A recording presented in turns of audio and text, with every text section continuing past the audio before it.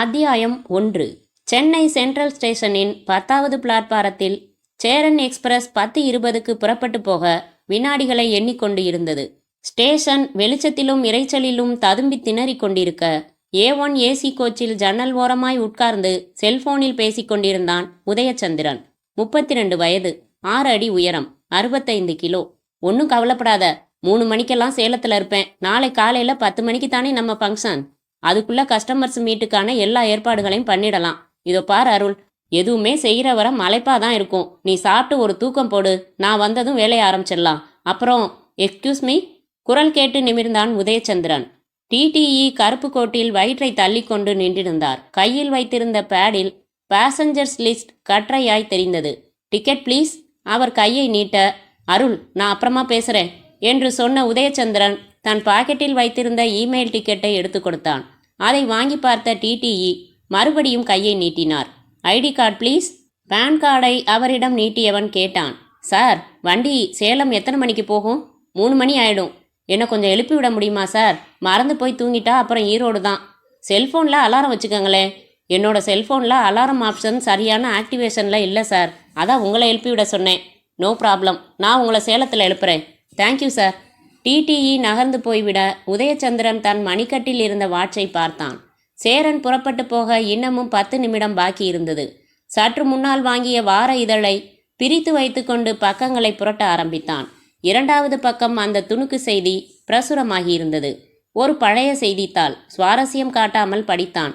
ஒரு முக்கியமான விஷயமாக காந்தியிடம் ஆலோசனை பெற அப்போது பாரத பிரதமர் நேரு சென்றார். அப்பொழுது அதிகாலை 4:30 மணி. காந்திஜி நன்றாக உறங்கிக் கொண்டிருந்தார். அவரை எழுப்ப விரும்பாத நேரு காத்திருக்க ஆரம்பித்தார். 6 மணிக்கு எழுந்த காந்திஜி நேரு காத்து கொண்டிருப்பதை பார்த்துவிட்டு, இந்திய பிரதமரா இந்த ஏழைக்காக காத்து கொண்டிருப்பது என்று கேட்டார். அதற்கு நேரு, உழைத்த களைப்பில் பாரதம் உறங்கிக் கொண்டு இருக்கும்போது அதன் தூக்கத்தை கெடுக்க பாரத பிரதமரானாலும் எனக்கு உரிமை கிடையாது என்றார். அந்த துணுக்கு செய்தியை ஒரு புன்னகையோடு உதயச்சந்திரன் படித்து கொண்டு இருக்கும்போதே காதருகே ஒரு பெண் குரல் கேட்டது. Excuse me. சுமாரான அழகோடு ஒரு இளம் பெண் நின்றிருந்தாள். தலையில் இடம் பிடித்திருந்த மல்லிகை மணத்தது. எஸ், என்னோட பெர்த் நம்பர் 32, லோயர் பெர்த். லக்கேஜை சீட்டுக்கு கீழே வைக்கணும், கொஞ்சம் தள்ளி உட்கார்றீங்களா? By all means. உதயச்சந்திரன் தள்ளி உட்கார்ந்தான். அந்த பெண் தனக்கு பின்னால் இருந்த போர்ட்டரை திரும்பி பார்த்தபடி சொன்னாள். எல்லா லக்கேஜையும் உள்ள தள்ளி வெளியே தெரியாதபடிக்கு சரியா வைப்பா. திடகாத்திரமாய் இருந்த அந்த போர்ட்டர் 3 சூட்கேஸ்களையும் ஒரு ஏர் பேக்கையும் சீட்டுக்கு அடியில் தள்ளிவிட்டு வியர்வை முகமாய் நிமிர்ந்தான். இளம்பெண் தன் கையில் வைத்திருந்த பர்ஸை திறந்து 2 100 ரூபாய் நோட்டுகளை எடுத்து கொடுத்தாள். போர்ட்டர் பணத்தை வாங்காமல் அந்த பெண்ணையே பார்க்க அவள் புருவங்களை உயர்த்தினாள். என்ன பார்க்குற? என்னம்மா 200 ரூபாய் தரீங்க? பின்ன எவ்வளவு? பேசுனது அவ்வளவுதானே. என்னது 200? சரியா போச்சு, காதுக்கு ஒரு செவிட்டு மிஷினை மாட்டுங்கம்மா. பேசின அமௌண்ட் 500. அந்த பெண்ணின் முகத்தில் கோபச்சிவப்பு பரவியது. காதுக்கு செவிட்டு மிஷினை மாட்ட வேண்டியது உனக்கு தான். நீ முதல்ல 500 கேட்ட, நான் முடியாதுன்னு சொன்னதும் 400 கேட்ட, அதுக்கும் நான் ஒத்துக்காத போது 300 கேட்ட. நான் மாட்டேன்னு சொல்லிட்டு வேற போர்ட்டரை கூப்பிட நினச்ச போது சரி 200 ரூபாய் கொடுங்கம்மான்னு சொன்னேன். நானும் ட்ரெயினுக்கு லேட் ஆகுதுங்கிற எண்ணத்தில் போனா போகுதுன்னு ஒத்துக்கிட்டேன். இப்போ இங்கே வந்து தகராறு பண்ணுறிய? போர்ட்டர் தோளில் போட்டிருந்த சிவப்பு துண்டை எடுத்து வேகமாய் தலைக்கு கட்டி கொண்டான். என்னம்மா தகராறு பண்ணுறது நீயா நானா? பேசினபடி 500 ரூபாய் என் கைக்கு வரணும், இல்லைன்னா நடக்கிற கதையை வேற. பார்த்து கொண்டிருந்த உதயச்சந்திரனுக்கு பொறுக்கவில்லை. மெதுவான குரலில் குறுக்கிட்டான். ஏன்பா, உனக்கே இது நியாயமா இருக்கா? ஸ்டேஷன் வாசல்ல இருந்து இந்த ஏசி கோச் 100 மீட்டர் தூரம் கூட இருக்காது. 3 சூட்கேஸ்களையும் ஒரு கேரி பேக்கையும் தூக்கிட்டு வர்றதுக்கு 500 ரூபாயா? உங்களுக்கெல்லாம் மனசாட்சின்னு ஒன்று இருக்கா? போர்ட்டர் உதயச்சந்திரனிடம் திரும்பினான். சார், இது எனக்கும் இந்த பொண்ணுக்குமான பிரச்சனை, நீங்கள் பேசாதீங்க. உதயச்சந்திரன் கோபமாய் எழுந்தான். இதோ பார், ஒரு அநியாயம் கண்ணு முன்னாடி நடந்தா யார் வேணும்னாலும் தட்டி கேட்கலாம். 200 ரூபாய் கூலிக்கு ஒத்துக்கிட்டு இப்போ 500 ரூபாய் கேட்கறது கொஞ்சம் கூட சரியில்லை. ஒழுங்கு மரியாதையா 200 ரூபாய் பணத்தை வாங்கிட்டு கிளம்பு. என்ன சார், மிரட்டுறியா? குரலை உயர்த்தி கொண்டு உதயச்சந்திரனுக்கு பக்கத்தில் வந்தான். அவன் விட்ட மூச்சுக்காற்றில் டாஸ்மாக் நாறியது. நீ இப்படி அடாவடித்தனமா பேசுறதுக்கு என்ன காரணம்னு இப்ப புரியுது. குடிச்சிருக்கியா? ஆமா குடிச்சேன். அதுக்கு என்ன இப்போ? உதயச்சந்திரன் சின்னதாய் ஒரு புன்னகை பூத்தான். நான் இவ்வளவு நேரம் ஒரு பேசஞ்சரா பேசிக்கிட்டு இருந்தேன். இனி நான் என்னோட டிபார்ட்மெண்ட் ஆள் மாதிரி பேச வேண்டியதுதான். போர்ட்டர் திகைக்க உதயச்சந்திரன் அதே புன்னகையுடன் தொடர்ந்தான். என்ன டிபார்ட்மெண்ட்னு யோசனை பண்றியா? போலீஸ் டிபார்ட்மெண்ட் தான். யூனிஃபார்ம் போடாத கிரைம் பிரான்ச் ஆஃபீஸர். இப்பதான் டிடிஇ கிட்ட என்னோட ஐடி கார்டை காட்டினேன். நான் யாருன்னு அவர்கிட்ட போய் கேட்டுட்டு வரியா? போர்ட்டரின் கண்களில் இருந்த போதையும் கோபமும் விலகி பயம் எட்டி பார்த்தது. கைகள் தானாய் குவிந்து ஒரு கும்பிடு போட்டது. சார், இப்ப சொல்லு, உனக்கு 200 ரூபாய் வேணுமா இல்ல 500 ரூபாய் வேணுமா? 200 ரூபாய் போதும் சார், வாங்கிட்டு புறப்படு. போர்ட்டர் கை நடுக்கத்தோடு பணத்தை வாங்கி கொள்ள உதயச்சந்திரன் போர்ட்டரின் தோளை மெல்ல தட்டினான். செய்யற தொழில் எதுவா இருந்தாலும் அதுல நியாயமும் நேர்மையும் இருக்கணும். இல்லன்னா நீ சம்பாதிக்கிற காசு கையில நிக்காது. சாப்பிட்ற சாப்பாடும் உடம்புல ஒட்டாது. நான் வரேன் சார். நேரா வீட்டுக்கு போ. டாஸ்மாக் கடைக்கு போய் அரசாங்கத்தை வாழ வைக்காத. கல்யாணம் ஆயிடுச்சா? ஆயிடுச்சு சார், 2 குழந்தைங்க. இந்த பணத்தை கொண்டு போய் குழந்தைங்களுக்கு ஏதாவது வாங்கி கொடுத்து அவங்க முகத்துல தெரியிற சந்தோஷத்தை பாரு. ஒரு ஃபுல் அடிச்சா கூட அது மாதிரியான சந்தோஷம் உனக்கு கிடைக்காது. இனிமே குடிக்க மாட்டேன் சார், நம்புறேன். முதல்ல ரயிலை விட்டு இறங்கு, எந்த நிமிஷமும் கிளம்பிடும். போர்ட்டர் மறுபடியும் ஒரு கும்பிடு போட்டுவிட்டு ரயிலில் நின்றும் இறங்கி கொண்டான். அந்த பெண் உதயச்சந்திரனை வியப்பாய் பார்த்தாள். சார், நீங்க போலீஸா? Crime branch. ஏன் போலீஸ்னு சொன்னதுமே நெர்வஸ் ஆயிட்டீங்க? எனக்கு போலீஸ்னாலே சின்ன வயசுல இருந்தே பயம் சார். காக்கி யூனிஃபார்மை பார்த்தாலே அலர்ஜி. உதயச்சந்திரன் சிரித்தான். போலீஸும் கிட்டத்தட்ட ராணுவம் மாதிரி தான். அந்நிய நாட்டு ஆபத்தை சமாளிக்க ராணுவம், உள்நாட்டு ஆபத்தை எதிர்கொள்ள போலீஸ். பை நீங்க வேலைக்கு போறீங்களா இல்ல காலேஜ் ஸ்டூடெண்டா? வேலைக்கு போறேன் சார். என்னோட பேர் Magathi. Sky Touch Building Promoters கம்பெனியில் கம்ப்யூட்டர் ப்ரோக்ராமராக ஒர்க் பண்ணுறேன். நேற்று வர சென்னையில் வேலை பார்த்தேன். திடீர்னு கோவைக்கு டிரான்ஸ்ஃபர் பண்ணிட்டாங்க. அதான் மூட்டை முடிச்சோட கிளம்பிட்டேன். சொந்த ஊர் கோயம்புத்தூர் தான், கணபதியில் வீடு. சொந்த ஊர்லேயே போஸ்டிங், வசதியா போச்சு உங்களுக்கு. உதயச்சந்திரன் சிரித்து சொல்லி கொண்டிருக்கும் போதே சேரன் மெல்ல அசைந்தது, நகர்ந்தது. சரியா கிளம்பிட்டான். நீங்க கோயம்புத்தூர் வரை டிராவலா? மகதி கேட்டாள். இல்ல, நான் அப் டு சேலம். விடிகாலை 3 மணிக்கு ட்ரெயின் போய் சேரும். அன்டைம். அது வரைக்கும் தூங்காம இருக்க முடியுமா? நான் தூங்கிடுவேன். டிடிஇ எழுப்பி விடுறதா சொல்லியிருக்காரு. என்னோட செல்போன்ல அலாரம் ஆப்ஷன் ஃபங்க்ஷன்ல இல்ல. மகதி சிரித்தாள். யூ டோன்ட் வரி, நான் உங்களை சேலம் வரும்போது எழுப்பி விடுறேன். எப்படி? பொதுவாக ட்ரெயின் ஜேர்னியின் போது எனக்கு தூக்கமே வராது. ஏதாவது ஒரு புத்தகத்தை படித்து பொழுத ஓட்டுவேன். மறுநாள் காலையில் வீடு போய் சேர்ந்ததும் மத்தியானம் 2 மணி வரைக்கும் தூக்கம்தான். Very interesting. உங்களுக்கு எது மாதிரியான புத்தகங்கள் படிக்க பிடிக்கும்? Crime novels. ஆச்சரியமா இருக்கு. இதில் என்ன ஆச்சரியம்? பொதுவாக பெண்கள் குடும்ப நாவல்களைத்தான் படிப்பாங்க. உங்களுக்கு குடும்ப நாவல்கள் பிடிக்காதா? பிடிக்கும். ரொம்ப பிடிச்சது கிரைம் நாவல்கள் தான். என்ன காரணம்? ஒரு சூதாட்டம் நடக்க போய்த்தான் நமக்கு மகாபாரதம் கிடைச்சிது. ஒரு சீதை கடத்தப்பட்ட காரணத்தினால தான் ராமாயணம் கிடைச்சிது. கோவலன் கொலையுண்டதால தான் சிலப்பதிகாரம் கிடைச்சிது. சூப்பர். இதிகாசங்களும் காப்பியங்களும் நமக்கு கிடைக்க காரணம் கிரைம் தான்னு சொல்ல வரீங்க? சர்டன்லி. மகதி சொல்லிக் கொண்டிருக்கும் போதே சேரன் எக்ஸ்பிரஸ் வேகம் குறைந்து தண்டவாளத்தை கிரீச் என்று தேய்த்து கொண்டு நின்றது. மகதியின் முகம் மாறியது. என்னாச்சு? தெரியலையே, இருங்க நான் பார்த்துட்டு வரேன். உதயச்சந்திரன் எழுந்து கதவை திறந்து கொண்டு ஏசியின் ஜில்லிப்பில் இருந்து வெளிப்பட்டான். ரயில் பேசின் பிரிட்ஜ் ரயில் நிலையத்தில் நின்றிருந்தது. பிளாட்பாரத்தில் போலீஸ் நடமாட்டம். என்ன பிரச்சனை? குழப்பத்தோடு பார்த்தான் உதயச்சந்திரன். அத்தியாயம் 2. சென்னை போலீஸ் கமிஷனர் அலுவலகம். கமிஷனர் பரஞ்சோதி தன்னுடைய காலை 11 மணி டீயை பிளாஸ்கில் இருந்து கண்ணாடி டம்ளரில் ஊற்றிக் கொண்டிருந்த போது அவருடைய உதவியாளர் மெல்ல எட்டி பார்த்தார். சார், என்ன சார்லஸ்? எக்ஸ் எம்பி தரணிதர் உங்களை பார்க்கணும்னு வந்து வெயிட் பண்ணிட்டு இருக்காரு சார். ஒரு 10 நிமிஷம் கழிச்சு உள்ள அனுப்பட்டுமா? வேணாம், இப்பவே அனுப்புங்க. டீ அப்புறமா குடிச்சுக்கலாம். Yes sir. சார்லஸின் தலை மறைந்ததும் பரஞ்சோதி கண்ணாடி டம்ளரில் பாதி ஊற்றிவிட்ட டீயை மறுபடியும் பிளாஸ்கில் ஊற்றிவிட்டு தரணிதருக்காக காத்திருக்க ஆரம்பித்தார். அடுத்த சில வினாடிகளில் தரணிதர் கிரே நிற சூட்டில் ஒரு சிறிய புன்னகையோடு உள்ளே வந்தார். தன்னுடைய 60 வயதை டை அடித்து 50ஆக மாற்றியிருந்தார். குட் மார்னிங் மிஸ்டர் பரஞ்சோதி, எப்படி இருக்கீங்க? வெரி ஃபைன், நான் நல்லா இருக்கேன். ஆனால் நாட்டில் சட்டம் ஒழுங்கு தான் சரியில்லை. போலீஸ்காரனுக்கு 24 மணி நேரம் டியூட்டி போட்டால் கூட குற்றங்களை குறைக்க முடியாது போலிருக்கு. ப்ளீஸ் உட்காருங்க. நீங்கள் கடைசியாக என்னை பார்த்தது மதுரையில் நான் டெபுட்டி கமிஷனராக இருந்தப்பன்னு நினைக்கிறேன். ஆமை கரெக்ட்? நல்லாவே ஞாபகம் வச்சுருக்கீங்க. சொல்லுங்கள் மிஸ்டர் தரணிதர், உங்களோட அரசியல் வாழ்க்கையெல்லாம் எப்படி இருக்கு? நான் அரசியலை விட்டு ஒதுங்கி ரொம்ப நாளாச்சு. இப்போ முழுக்க முழுக்க பிஸ்னஸ் தான். பெங்களூரில் ஒரு சாஃப்ட்வேர் கம்பெனி இருக்குது. இங்கே சென்னையில் வானகரம் பக்கத்தில் ஒரு 5 ஸ்டார் ஹோட்டல் இருக்குது. அது தவிர கோவை, மதுரை, திருச்சியில் இன்ஜினியரிங் காலேஜுகள் இருக்குது. இதையெல்லாம் நிர்வாகம் பண்ணவே நேரம் சரியாக இருக்குது. உங்களுக்கு ஒரு மகன், மகள் இல்லையா? ஆமாம், பொண்ணுக்கு கல்யாணம் ஆயிடுச்சு. மாப்பிள்ளையோட யூஎஸில் இருக்கா. ஒரு பேரன். வருஷத்துக்கு ஒரு தடவை பொண்ணும் மாப்பிள்ளையும் பேரனோட வந்து சென்னையில் 1 மாதம் தங்கிட்டு போவாங்க. உங்கள் சன்னுக்கு கல்யாணம் இன்னும் இல்லை. 2-3 நல்ல சம்பந்தம் வந்தது. பையன் இப்போது கல்யாணம் வேணான்னு சொல்லிட்டான். ஏன்? பிஸ்னஸை இன்னமும் டெவலப் பண்ணணுமா? 2 வருஷம் போகட்டும்னு சொல்லிட்டான். இந்த காலத்து பசங்களே இப்படித்தான், சம்பாதிக்கணுங்கிற வெறி வந்துட்டா மற்ற எல்லா விஷயங்களும் மறந்து போகும். By the by Mister Dharanidhar, இப்போ என்ன விஷயமா என்னை பார்க்க வந்திருக்கீங்கன்னு நான் தெரிஞ்சுக்கலாமா? ஷூர், உங்களால் எனக்கு ஒரு உதவி ஆகணும். என்ன உதவி? எனக்கும் என்னோட சன்னுக்கும் ஒரு பிரச்சனை. என்ன பிரச்சனை? மும்பையில் ஒரு 5 ஸ்டார் ஹோட்டல் விலைக்கு வந்தது. அதை வாங்குறதுக்காக என்னோட சன் விருப்பப்பட்டான். ஆனால் நான் வேண்டான்னு சொன்னேன். நான் அப்படி சொன்னதுக்கு காரணம், விலைக்கு வந்த அந்த 5 ஸ்டார் ஹோட்டல் ஒரு அரசியல் புள்ளியோட பினாமிக்கு சொந்தமானது. அதை வாங்கினா எதிர்காலத்தில் பிரச்சனைகள் வரலாம்னு சொன்னேன். என்னோட சன் அதை கேட்கல. அதை வாங்கியே தீரணும்னு ஒரே பிடிவாதம். நான் மாட்டேன்னு சொல்லவும் வீட்டை விட்டு போயிட்டான். ஒரு வாரமாக ஃபோன் இல்லை. எங்கே போயிருக்கான்னு தகவல் இல்லை. நான் ஃபோன் பண்ணினா அவனுடைய ஃபோன் ஸ்விட்ச் ஆஃபில் இருக்குது. உங்கள் பையன் பேர் என்ன? சகாதேவ். கடைசியாக சகாதேவ் என்னைக்கு ஃபோன் பண்ணினாரு? அவன் வீட்டை விட்டு போன அன்னைக்கு ராத்திரி எனக்கு ஃபோன் பண்ணி பேசினான். நான் என்னைக்கு அந்த மும்பை 5 ஸ்டார் ஹோட்டலை வாங்கி ரெஜிஸ்டர் பண்ணுறேனோ அன்னைக்கு தான் வீட்டுக்கு வருவானான். நீங்கள் அதுக்கு என்ன சொன்னீங்க?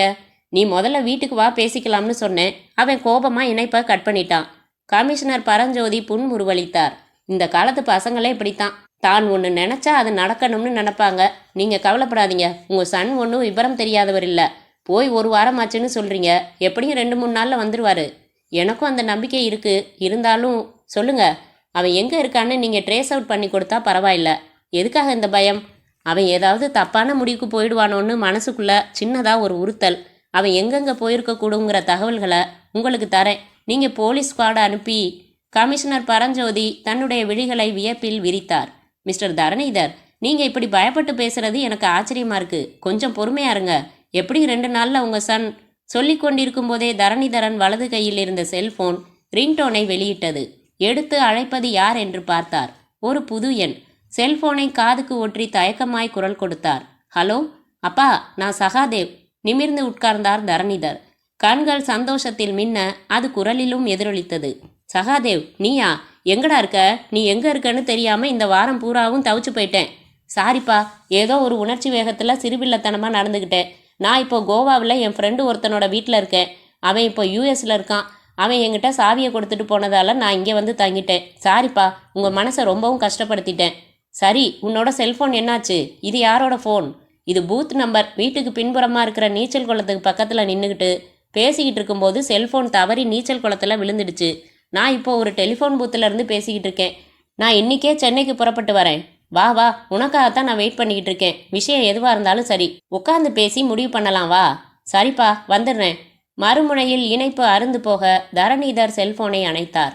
முகம் இப்போது மாறி வியர்வையில் இருந்தது. பரஞ்சோதி அவருடைய முகத்தை பார்த்துவிட்டு புருவங்களை உயர்த்தினார். என்ன மிஸ்டர் தரணிதர், பேசினது உங்கள் சன் தானே? ஏன் ஒரு மாதிரி ஆயிட்டீங்க? எனக்கு கொஞ்சம் குழப்பமாக இருக்கு. என்ன குழப்பம்? இப்போ ஃபோனில் பேசினது என்னோட சன் சகாதேவ் இல்லைன்னு நினைக்கிறேன். என்னது? பேசினது உங்கள் சன் இல்லையா? இல்லை. எப்படி சொல்கிறீங்க? குரல் அவரோடது தானே? குரல் அவனோடது தான். அதாவது என் சன்னோட குரலில் யாரோ பேசியிருக்காங்க. எப்படி இவ்வளோ உறுதியாக சொல்கிறீங்க? என்னோட சன் சகாதேவ் என்னை இது வரைக்கும் அப்பான்னு கூப்பிட்டதே கிடையாது. டேடின்னு தான் கூப்பிடுவான். ரெண்டாவது, சகாதேவ் என்கிட்ட பேசியிருந்தா அவனோட செல்ஃபோனில் தான் பேசியிருப்பான். ஆனால் இப்போ கால் வந்தது ஒரு பப்ளிக் டெலிஃபோன் பூத்துலேருந்து. ஸோ சகாதேவுக்கு ஏதோ ஆபத்து. அத்தியாயம் 3. பேசின் பிரிட்ஜ் ரயில்வே ஸ்டேஷனில் நிலவிய அந்த அசாதாரண சூழ்நிலையை பார்த்து கொண்டு இருக்கும்போதே உதயச்சந்திரனுக்கு பக்கத்தில் வந்து நின்றாள் மகதி. பிளாட்பாரத்தை எட்டி பார்த்து விட்டு கேட்டாள். என்னாச்சு? தெரியல, போலீஸ் நடமாட்டம் வேற தெரியுது என்று சொன்ன உதயச்சந்திரன் ரயிலை விட்டு இறங்கி பிளாட்பாரத்தில் நின்றான். அந்த பக்கமாய் வந்த ஒரு ரயில்வே ஊழியரிடம் கேட்டான். ரயில் ஏன் நிக்குது? ரயில்ல வெடிகுண்டு வச்சிருக்கிறதா போலீஸுக்கு தகவல் வந்துதான், அதான் நிறுத்திட்டாங்க. சரியா போச்சு, எவனாவது வேலை வெட்டி இல்லாதவன் ஃபோன் பண்ணி புரளியை கிளப்பி விட்டுருப்பான். அதை வேதவாக்கா எடுத்துக்கிட்டு போலீஸ் வந்துட்டாங்க. இனி ஒவ்வொரு பெட்டியா ஏறி சோதனை போட்டு வெடிகுண்டு எதுவும் இல்லை புரளின்னு சொல்றதுக்கு எப்படியும் 1 மணி நேரம் ஆயிடும். உதயச்சந்திரன் சொல்லிக் கொண்டு இருக்கும்போதே டாக் ட்ரைனர்ஸ் இடுப்பளவு உயரம் இருந்த நாய்களோடு பார்வைக்கு கிடைத்தார்கள்.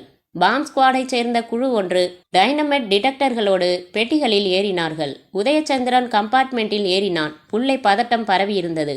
எல்லோருடைய முகங்களிலும் கலவரம், பயம். கம்பார்ட்மெண்ட் முழுவதும் சலசலவென்ற பேச்சு சத்தம். மகதியின் முகம் வியர்த்திருந்தது. உதயச்சந்திரன் அவளை ஏறிட்டான். என்ன பயந்துட்டீங்களா? இது வெறும் புரளியாதான் இருக்கும். ஜனங்கள்ல சில பேருக்கு கவர்மெண்ட் மேல ஏதாவது கோபம் இருக்கும். அந்த கோபத்தை இப்படி தான் காட்டுவாங்க. இந்த ஏசி கம்பார்ட்மெண்ட்லையும் ஏன் இப்படி உங்களுக்கு வேர்க்குது மகதி? தன் கையில் வைத்திருந்த கர்ச்சிப்பால் நெற்றியில் துளிர்த்து இருந்த வியர்வையை ஒருவித அவஸ்தையோடு ஒற்றிக்கொண்டாள். நான் எத்தனையோ தடவை ட்ரெயின்லையும் பஸ்லையும் டிராவல் பண்ணியிருக்கேன். இது மாதிரியான ஒரு வெடிகுண்டு சம்பவத்தில் மாட்டிக்கிறது இதுதான் முதல் தடவை. மகதி சொல்லி கொண்டிருக்கும் போதே பாம்ப் ஸ்குவாடை சேர்ந்த ஒரு இன்ஸ்பெக்டரும் ஒரு டாக் ட்ரெயினரும் உள்ளே வந்தார்கள். கூடவே பழுப்பு நிறத்தில் காதுகளை உயர்த்தி கொண்டு நாய். இன்ஸ்பெக்டர் எல்லோரையும் பார்த்து குரல் கொடுத்தார். யாரும் பயப்படாதீங்க, இது நிச்சயமா ஒரு புரளிதான். எல்லாரும் வெளியே போய் பிளாட்பாரத்தில் ஒரு 10 நிமிஷம் நில்லுங்க, நாங்கள் செக் பண்ணி பார்த்துடுறோம்.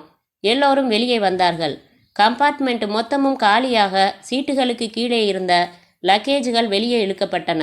நாய் ஒவ்வொரு சூட்கேஸையும் முகர்ந்து விட்டு நகர்ந்தது. இன்ஸ்பெக்டர் தன் கையில் வைத்திருந்த டிடெக்டர் கருவியை பயணிகளின் லக்கேஜுகளுக்கு பக்கத்தில் வைத்து பீப் சத்தம் வருகிறதாவென்று உன்னிப்பாய் செவி மடுத்துவிட்டு ஒரு நிம்மதி பெருமூச்சோடு நடந்து கொண்டிருந்தார். ஒரு 5 நிமிடம் கரைந்து போயிருந்த போது டாக் ட்ரெயினர் குரல் கொடுத்தார். சார். பாம்ப் ஸ்குவாட் இன்ஸ்பெக்டர் திரும்பினார். என்ன சேவியர்?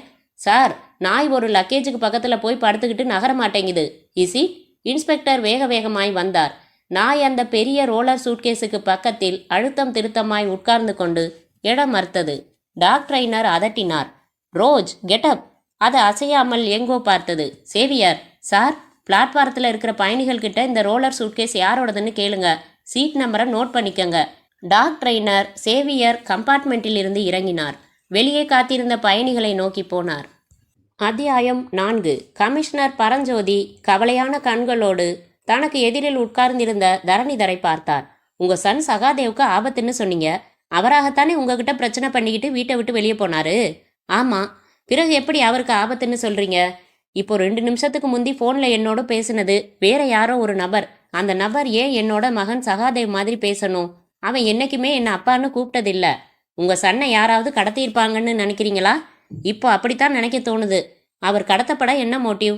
அவன் ஒரு பணக்கார பையன். கடத்தி வச்சுக்கிட்டு 1 கோடி கொடு 2 கோடி கொடுன்னு மிரட்ட யாராவது நினைச்சிருக்கலாம். அப்படி பணம் பறிக்கிறது அவங்க நோக்கமா இருந்தா இந்நேரம் மிரட்டல் வந்து இருக்கணுமே. அதுக்கு பதிலாக உங்க சன் சகாதேவ் குரல்ல யாரோ ஒரு நபர் ஏன் பேசணும்? அதான் எனக்கும் குழப்பமா இருக்கு. உங்க சன்னோட செல்போன் நம்பர் என்ன? தரணிதர் செல்போன் நம்பரை சொல்ல அதை ஒரு தாளில் குறித்து கொண்ட பரஞ்சோதி கேட்டார். இந்த ஃபோன் இப்போ ஸ்விட்ச் ஆஃப்ல இருக்கு இல்லையா? முதல் 2 நாள் ஸ்விட்ச் ஆஃப்ல இருந்தது. அப்புறம் ஃபோன் பண்ணினா நோ ரெஸ்பான்ஸ். பரஞ்சோதி மேஜையின் மேல் இருந்த இன்டர்காமின் ரிசீவரை எடுத்து ஒரு பட்டனை தட்டிவிட்டு பேசினார். ஸ்பீக்கர் ஆன் ஆகியிருந்தது. Cyber crime mister Praveenkumar? Yes sir. Praveenkumar, நான் சொல்ற ஒரு செல் நம்பரை நோட் பண்ணிக்கங்க. அந்த நம்பருக்கு ஃபோன் பண்ணினா நோ ரெஸ்பான்ஸ். அந்த செல்போன் என்னாச்சுன்னு தெரியணும். கடந்த 1 வாரத்துல அந்த நம்பரை யார் யாரெல்லாம் கான்டாக்ட் பண்ணி பேசியிருக்காங்கன்னு லிஸ்ட் வேணும். Yes sir. அப்புறம் செல்போனோட கான்வர்சேஷன் வேணும். எது மாதிரியான பேச்சுவார்த்தைகள் அந்த கான்வர்சேஷனில் இடம் பிடிச்சிருந்ததுங்கிற விஷயம் தேவை. No problem sir. அடுத்த 3 மணி நேரத்துக்குள்ளே நீங்கள் கேட்ட தகவல்களோட உங்கள் லைனுக்கு வரேன். Please waiting for your call. Commissioner Paranjothi ரிசீவரை வைத்துவிட்டு தரணிதரை ஒரு பெருமூச்சோடு ஏறிட்டார். சார், உங்கள் சன் வீட்டை விட்டு வெளியே போன விவகாரத்தில் ஏதோ ஒரு மர்மம் இருக்கு. அதை கண்டுபிடிக்கணும்னா உங்களுடைய முழு ஒத்துழைப்பு வேணும். எது மாதிரியான ஒத்துழைப்பு வேணும்? நான் இப்போ கேட்குற கேள்விகளுக்கு எனக்கு ஒளிவு மறைவற்ற உண்மைகள் வேணும். உங்கள் சன் சகாதேவ் கேரக்டர் எது மாதிரியானதுன்னு சொல்ல முடியுமா? He is GeM. எனக்கு தெரிஞ்ச அவனுக்கு எந்த ஒரு கெட்ட பழக்கமும் இல்லை. நண்பர்கள் வட்டாரம் இல்லை. எது மாதிரியான பிஸ்னஸாக இருந்தாலும் சரி, அதில் நம்பர் 1 இருக்கணுங்கிற வெறி அவங்கிட்ட இருந்தது. எந்த பெண்ணாவது அவனோட வாழ்வில் குறுக்கிட்டு இருக்காளா? எனக்கு தெரிஞ்சு இல்லை. உங்களுக்கு தெரியாமலும் இருந்திருக்கலாம் இல்லையா? மேபி.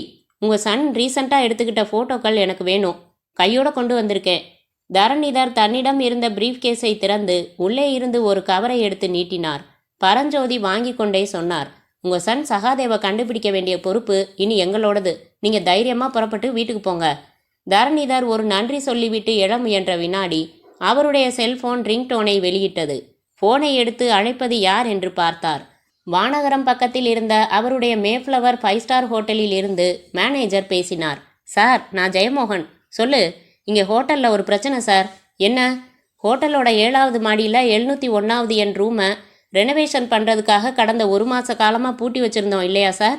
ஆமாம். அந்த ரூமில் இருந்து வேண்டாத ஒரு ஸ்மெல் வருது. என்ன ஸ்மெல்? மேபி ஒரு டெட் பாடியோட ஸ்மெல். ரூமை ஓப்பன் பண்ணி பார்க்கவா இல்லை போலீஸுக்கு இன்ஃபார்ம் பண்ணவா சார்? அத்தியாயம் 5. பேசின் பிரிட்ஜ் ரயில் நிலைய பிளாட்பாரத்தில் இறங்கி நின்ற பயணிகள் பதற்றத்தோடும் கலவரத்தோடும் பரஸ்பரம் பேசி கொண்டிருக்க டாக் ட்ரெயினர் சேவியர் ஏசி கோச்சுக்கு வெளியே நின்றிருந்த பயணிகளை நோக்கி போனார். ஒரு பெரிய கருப்பு நிற ரோலர் சூட்கேஸ் யாரோடது?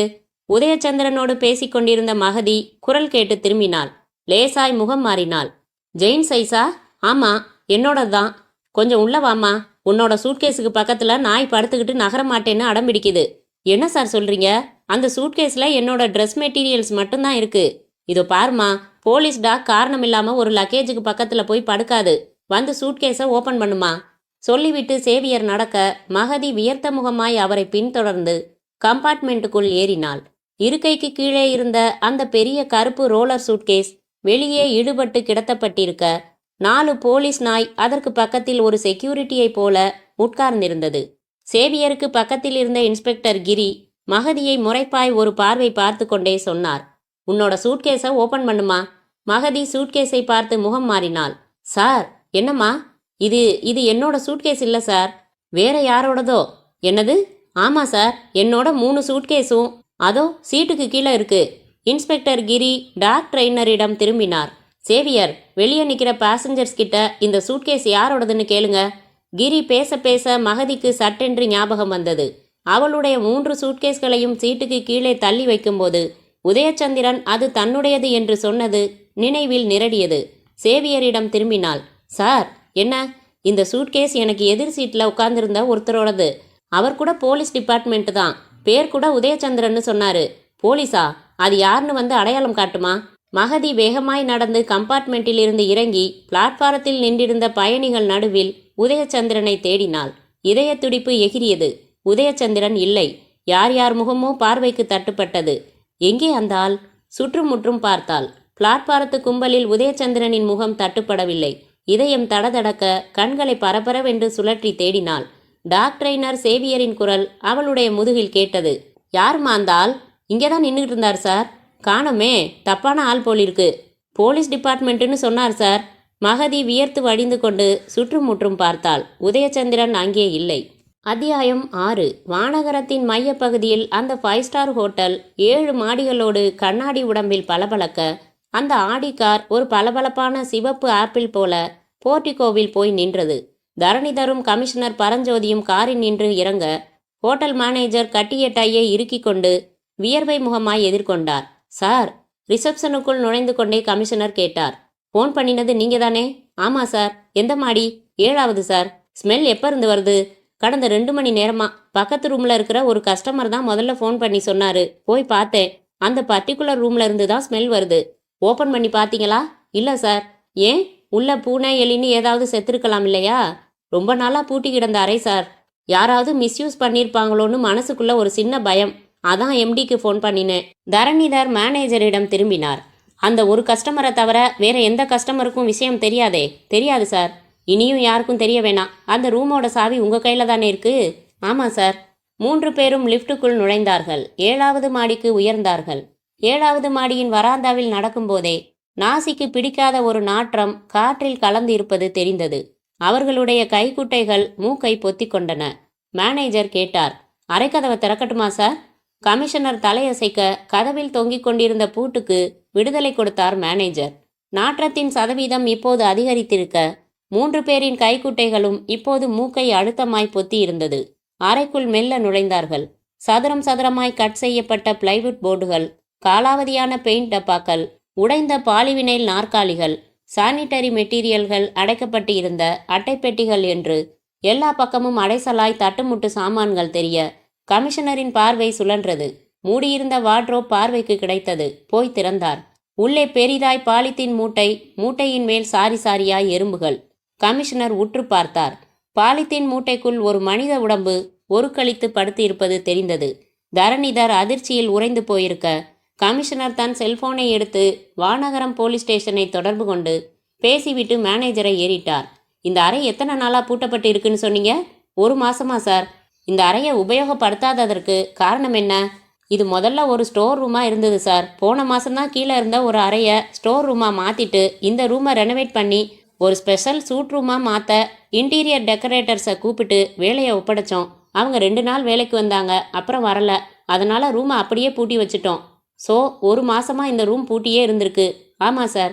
நடுவில் வேறு எந்த பர்பஸ்க்காவது ரூமை திறந்தீங்களா? இல்லை சார். அந்த இன்டீரியர் டெக்கரேட்டர்ஸ் வராதனால நானும் அந்த வேலையை ட்ராப் பண்ணிட்டேன். இந்த ரூமோட சாவி உங்ககிட்ட மட்டும்தான் இருந்ததா, இல்லை வேற யார்கிட்டையாவது கொடுத்து வச்சுருந்தீங்களா? சாவி என்கிட்ட தான் இருந்தது. பூட்டப்பட்ட இந்த அறைக்குள்ள ஒரு டெட் பாடி பாலித்தீன் பேப்பருக்குள்ள சுத்தப்பட்டு வார்ட்ரோப்ல ஏதோ ஒரு முக்கியமான பொருள் மாதிரி வைக்கப்பட்டு இருக்கு. இது எப்படி சாத்தியம்? எனக்கு ஒண்ணுமே புரியல சார். இப்படி ஒரு விபரீதமான சம்பவம் இந்த ஹோட்டலுக்குள்ள இதுவரைக்கும் நடந்ததில்லை சார். இந்த ஏரியா போலீஸ் இன்ஸ்பெக்டர் இன்னும் கொஞ்ச நேரத்தில் இங்கே வந்துருவாரு. அதுக்குள்ள நீங்க ஒரு வேலையை பார்க்கணும். என்ன சார்? கடந்த ஒரு வார காலத்துக்குள்ள இந்த ஹோட்டல்ல யார் யார் ரூம் எடுத்தாங்க, அப்படி ரூம் எடுத்தவங்க எத்தனை நாள் தங்கி இருந்தாங்க, எப்போ ரூமை காலி பண்ணிட்டு போனாங்க, அதில் பழைய கஸ்டமர்ஸ் யார் யார், புது கஸ்டமர்ஸ் யார் யாருங்கிற விவரம் எனக்கு உடனடியாக வேணும். Yes sir. அந்த லிஸ்ட்டை கம்ப்யூட்டர்லேருந்து பிரிண்ட் அவுட் எடுத்துக்கிட்டு உடனடியாக வாங்க. மேனேஜர் அந்த இடத்தை விட்டு வேகமாய் நகர்ந்து போனதும் அதுவரைக்கும் ஒன்றும் பேசாமல் உறைந்து போயிருந்த தரணிதர் கண்ணீர் மின்னும் விழிகளோடு கமிஷனரை ஏறிட்டார். குரல் நடுங்க கேட்டார். இந்த டெட் பாடி உங்கள் மகன் சகாதேவோட டெட் பாடியாக இருக்கலாம்னு நினச்சி பயப்படுறீங்களா? ஆமாம், அப்படி இருக்கும்னு எனக்கு தோணலை. காரணம், உங்கள் சன் காணாமல் போகலை. அதாவது அவரை யாரும் கடத்தலை. அவராகவே தான் கோவிச்சுட்டு போயிருக்காரு. இது வேற ஏதோ விவகாரம். போலீஸ் வந்து ஃபார்மாலிட்டிஸ் படி பாடியை இறக்கட்டும். கொலையானது யாருன்னு தெரிஞ்சிடும். கொலையுண்டது ஒரு பெண்ணா கூட இருக்கலாம். தரணிதர் 2 கைகளாலும் தன் தலையை பிடித்து கொண்டு அங்கே போடப்பட்டு இருந்த ஒரு பழைய சோஃபாவில் உட்கார்ந்தார். நொடிகள் மடிந்து 15 நிமிஷங்கள் உருவாகி முடிந்திருந்த போது அந்த பீட் இன்ஸ்பெக்டர் ராஜ்மோகன் 2 கான்ஸ்டபிள்களோடும் ஒரு ஃபாரன்சிக் ஆஃபீஸரோடும் வந்து சேர்ந்தார். கமிஷனருக்கு முன்பாய் எல்லோரும் ஒட்டுமொத்தமாய் நின்று சல்யூட் அடித்தார்கள். முதல்ல பாடி இறக்குங்க. எஸ்ஓசி பாருங்க. Yes sir. 2 கான்ஸ்டபிள்கள் அந்த பாலித்தீன் கவர் மூட்டையை சிரமமாய் இறக்கி வைத்து கட்டியிருந்த கயிற்றை பிரிக்க ஆரம்பித்த போது திகைத்தார்கள். ஒரு வெள்ளைத்தாளில் ஏதோ எழுதப்பட்டு அந்த தாள் மடிக்கப்பட்டு கயிற்றுக்கு கீழே திணிக்கப்பட்டு இருந்தது. சார், லெட்டர் மாதிரி ஏதோ இருக்கு, கொண்டா. இன்ஸ்பெக்டர் ராஜ்மோகன் அந்த தாளை வாங்கி பிரித்தார். தாளில் ஸ்கெட்ச் பேனாவால் கொட்டை கொட்டையா 2 வரிகள் எழுதப்பட்டு இருந்தன. ராஜ்மோகன் வாய்விட்டு படித்தார். சில வெள்ளை இரவுகளும் ஒரு கருப்பு பகலும். அத்தியாயம் 7. சேவியர் மகதியிடம், யாருமா அந்த உதயச்சந்திரன்? மகதி திகைத்தாள். அவர் இந்த இடத்துல தான் நின்றுகிட்டு இருந்தார் சார். 30 வயசு இருக்கும். Blue shirt, white pant. காணுமே. அதான் சார் எனக்கும் தெரியல. இன்ஸ்பெக்டர் கிரி சுற்றுமுற்றும் பார்த்துவிட்டு சேவியர் தோளை தொட்டார். அவன் தப்பான ஆள், அதான் தப்பிச்சிட்டான். நாம இப்ப செய்ய வேண்டிய வேலை அந்த சூட்கேஸை கம்பார்ட்மெண்ட்ல இருந்து இறக்கி அதுக்குள்ள என்ன இருக்குன்னு பார்க்கணும். சார், அந்த சூட்கேஸுக்குள்ள வெடிகுண்டு இருக்க வாய்ப்பில்லை. எப்படி சொல்றீங்க சேவியர்? சூட்கேஸ் மேல டிடெக்டரை வச்சு பார்க்கும்போது உள்ள வெடிகுண்டு இருந்திருந்தா பீப் சத்தம் கேட்டிருக்கும் சார். பின்னையே நாய் சூட்கேஸை விட்டு நகர மறுக்குது. அதுக்குள்ள ஏதோ ஒரு தப்பான பொருள் இருக்கு. வெளியே கொண்டு வந்து வச்சு பார்த்துடலாம் சார். இன்ஸ்பெக்டர் கிரி பக்கத்து கம்பார்ட்மெண்ட்டில் சோதனையில் ஈடுபட்டு இருந்த 2 கான்ஸ்டபிள்களை அழைத்து சூட்கேஸை கீழே இறக்கும்படி சொல்லிக்கொண்டு இருக்கும்போதே அவருடைய செல்போன் அழைத்தது. எடுத்து பேசினார். மறுமுனையில் அசிஸ்டன்ட் போலீஸ் கமிஷனரின் குரல் கேட்டது. என்ன கிரி, வெடிகுண்டு மேட்டர் புரளிதானே? அப்படித்தான் தெரியுது சார். நீங்க சொல்றது எனக்கு புரியல. சார், ஏசி கோச்சில் உதயச்சந்திரன்கிற ஒரு நபரோட சூட்கேஸை போலீஸ் டாக் ஸ்மெல் பண்ணின பிறகு அந்த இடத்த விட்டு நகரல. சூட்கேஸுக்குள்ள பாம் இல்லைன்னு டிடெக்டர் சொல்லுது. வேற என்ன இருக்குன்னு தெரியல சார். சூட்கேஸை ஓப்பன் பண்ணி பார்க்க வேண்டியது தானே? அதைத்தான் இப்போ பண்ண போறேன் சார். யார் அந்த உதயச்சந்திரன்? மடக்கிட்டீங்களா? ஆள் தப்பிச்சிட்டான் சார். அவன் கூட டிராவல் பண்ணின ஒரு பொண்ணு பேரு மகதி. அந்த பொண்ணு அவனை பார்த்துருக்கா, பேசியிருக்கா, போலீஸ்னு சொல்லியிருக்கான். அவன் ஸ்டேஷனை விட்டு ரொம்ப தூரம் போயிருக்க முடியாது. நான் உடனே சர்ச்சு ஸ்குவாடை அனுப்பி அவனை மடக்கிறேன். நீங்கள் முதல்ல அந்த சூட்கேஸுக்குள்ளே என்ன இருக்குன்னு பாருங்க. Yes sir. அந்த பொண்ணு பேர் என்னன்னு சொன்னீங்க? மகதி. அந்த பொண்ணை மறுபடியும் விசாரிங்க. அவளோட செல்ஃபோன் நம்பரையும் வீட்டு அட்ரஸையும் கேட்டு வாங்கிக்கங்க. Yes sir. சூட்கேஸை ஓப்பன் பண்ணி பார்த்துட்டு எனக்கு ஃபோன் பண்ணுங்க. Yes sir. இன்ஸ்பெக்டர் கிரி பேசி முடித்து செல்போனை அணைத்த வினாடி 2 கான்ஸ்டபிள்களும் அந்த பெரிய சூட்கேஸோடு அவருக்கு எதிரே நின்றிருந்தார்கள். பாம் ஸ்குவாடை சேர்ந்த 2 அதிகாரிகள் கர்ச்சீஃபால் வியர்த்த முகத்தை ஒற்றியபடி கிரியை நெருங்கினார்கள். சார், சோதனை முடிஞ்சது. இது வழக்கம் போல புரளிதான். ட்ரெயினரை அனுப்பிடலாமா? ஒரு 10 நிமிஷம் வெயிட் பண்ணுங்க. இந்த சூட்கேஸை திறந்து என்ன இருக்குன்னு பார்க்கணும். அந்த பொண்ணு மகதியை விசாரிக்கணும். சூட்கேஸை ஓப்பன் பண்ணவா சார்? அப்படி ஓரமாக வச்சு ஓப்பன் பண்ணுங்க. பப்ளிக் யாரையும் பக்கத்தில் வரவிட வேணாம். Yes sir. அந்த 2 பாம் ஸ்குவாட் அதிகாரிகளும் ரோலர் சூட்கேஸை உருட்டி கொண்டு பிளாட்பாரத்தின் ஒரு ஒதுக்குப்புறமான இடத்துக்கு போனார்கள். அதை தூக்கி சற்று உயரமான சிமெண்டின் திட்டின் மேல் வைத்துக்கொண்டு டிடெக்டரை அதன் மேல் வைத்தார்கள். அது எந்த சிக்னலையும் எழுப்பாமல் ஊமையாயிருக்க இருவரும் ஒருவரை ஒருவர் பார்த்து கொண்டார்கள். நிச்சயமா உள்ள பாம் இல்ல. வேற என்ன இருக்க முடியும்? பாத்திர வேண்டியதுதான். பிரேக்கர் ராடுகளை எடுத்துக்கொண்ட இருவரும் சூட்கேஸின் லாக்கை உடைக்க ஆரம்பித்தார்கள். சூட்கேஸின் பூட்டு 10 நிமிடங்களில் வாய் பிளந்தது. அத்தியாயம் 8. இன்ஸ்பெக்டர் ராஜ்மோகன் அந்த தாளை கமிஷனர் பரஞ்சோதியிடம் கொடுக்க அவர் வாங்கி படித்தார். சில வெள்ளை இரவுகளும் ஒரு கருப்பு பகலும். தரணிதரிடம் நீட்டினார். இதுக்கு என்ன அர்த்தம்? அவரும் பார்த்துவிட்டு பெருமூச்சோடு தலையாட்டினார். புரியலையே. ராஜ்மோகன், சார், முதல்ல பாலித்தீன் பேப்பரை ரிமூவ் பண்ணுங்க. கொலை செய்யப்பட்டது யாருன்னு பார்ப்போம். கான்ஸ்டபிள்கள் பாலித்தீன் பேப்பரை இறந்து போன அந்த உடலினின்றும் பிரித்தார்கள். காற்றில் குப்பென்று நாற்றம் பரவவே கையோடு கொண்டு போயிருந்த பாட்டில்களை திறந்து வாசனை கலந்த பார்மலின் திரவத்தை தெளித்தார்கள். பாலித்தீன் பேப்பர் முழுவதுமாய் பிரிபட்டது. அது ஒரு ஆணின் உடம்பு, நடுத்தர வயது. பிரெஞ்சு தாடியும் மீசையும் கிருதாவும் ஒன்று சேர்ந்து முகத்தை கொஞ்சம் அந்நியமாய் காட்டியது. கமிஷனர் பரஞ்சோதி தரணிதரிடம் திரும்பினார். இது யாருன்னு தெரியுதா சார்? தரணிதர் பார்த்துவிட்டு தலையாட்டினார். தெரியல. ஆனால் மேனேஜர் பார்த்துவிட்டு சற்றே பதட்டமான குரலில் சொன்னார், சார், இவரோட பேர் விஸ்வேஸ்வர். 3 நாளைக்கு முன்னாடி இந்த ஹோட்டல்ல ரூம் எடுத்து தங்கினாரு. காலையில 6 மணிக்கு ரூம் எடுத்தாரு. அன்னைக்கு ராத்திரியே ரூமை காலி செஞ்சாரு. ரூமை காலி செஞ்சுட்டு போனதை நீங்க பாத்தீங்களா? அவர் வெளியே போனதை நான் பார்க்கல. ஆனா ரூம் வாடகைய கேஷ் கவுண்டர்ல செட்டில் பண்ணும்போது நான் இருந்தேன். இன்ஸ்பெக்டர் ராஜ்மோகன் விஸ்வேஸ்வரின் உடைகளை சோதனையிட்டு பார்த்துவிட்டு கமிஷனரை ஏறிட்டார். சர்ட் பாக்கெட்டிலும் சரி, பேண்ட் பாக்கெட்டிலும் சரி, ஒரு பிட்டு பேப்பர் கூட இல்லை சார். மேனேஜரிடம் திரும்பினார் கமிஷனர். விஸ்வேஸ்வர் இங்கே ரூம் எடுத்து தங்கும்போது தன்னை பற்றிய விவரங்களை கொடுத்திருப்பாரே. கொடுத்திருக்காரு சார். கொண்டாங்க பார்க்கலாம். அடுத்த சில நிமிடங்களில் விஸ்வேஸ்வரை பற்றி கம்ப்யூட்டர் பதிவு செய்திருந்த விவரங்கள் கமிஷனரின் கைக்கு வந்தது. படித்து பார்த்தார். பெயர் SH விஸ்வேஸ்வர். முகவரி number 217 Ballygunge road, Mehra circle, Fort road, Agra. தொழில் பங்கு மார்க்கெட் ஏஜென்ட். தங்குவதின் நோக்கம் அலுவலக பணி. தங்கும் நாட்கள் 1 நாள் மட்டும். தொடர்புக்கான 2 செல்போன் எண்களும் ஒரு லேண்ட்லைன் டெலிஃபோன் எண்ணும் கொடுக்கப்பட்டு இருந்தது. ராஜ்மோகன், சார், இந்த செல்போன் எண்களையும் டெலிஃபோன் எண்ணையும் உங்க செல்போன்ல இருந்து கான்டாக்ட் பண்ணி பாருங்க. யாராவது பேசினா எடுத்த எடுப்புலேயே விஸ்வேஸ்வரோட இறப்பு செய்தியை சொல்லாதீங்க. மறுமுனையில பேசுற நபர் யாருங்கிற உண்மையை தெரிஞ்சுக்கிட்டு அப்புறமா விஷயத்த சொல்லுங்க. எஸ் சார் என்று சொல்லி தலையசைத்தார். அந்த கம்ப்யூட்டர் தாளை வாங்கி அதில் இருந்த 2 செல்போன்களையும் தொடர்பு கொண்டார். ஒரு செல்போன் எண்ணில் இருந்து நாட் இன் யூஸ் என்கிற ரெக்கார்டர் வாய்ஸும் இன்னொரு செல்போன் எண்ணில் இருந்து ஸ்விட்ச் ஆஃப் என்கிற வாய்ஸும் கேட்டது. சார், 2 செல்போனும் தொடர்புல இல்ல. லேண்ட்லைனுக்கு ஃபோன் பண்ணுங்க. ராஜ்மோகன் லேண்ட்லைன் எண்களை தொடர்பு கொண்டார். மறுமுனையில் ரிங் போய் ரிசீவர் எடுக்கப்பட்டது. கூடவே ஒரு பெண்ணின் குரல். Yes, could I speak with Mister Visweswar? May I know who is that? Rajmohan தொடர்ந்து ஆங்கிலத்தில் பேசினார். நான் சென்னை ஷேர் மார்க்கெட்டில் இருந்து பேசுகிறேன். விஸ்வேஸ்வரின் நண்பர் கோதண்டம்.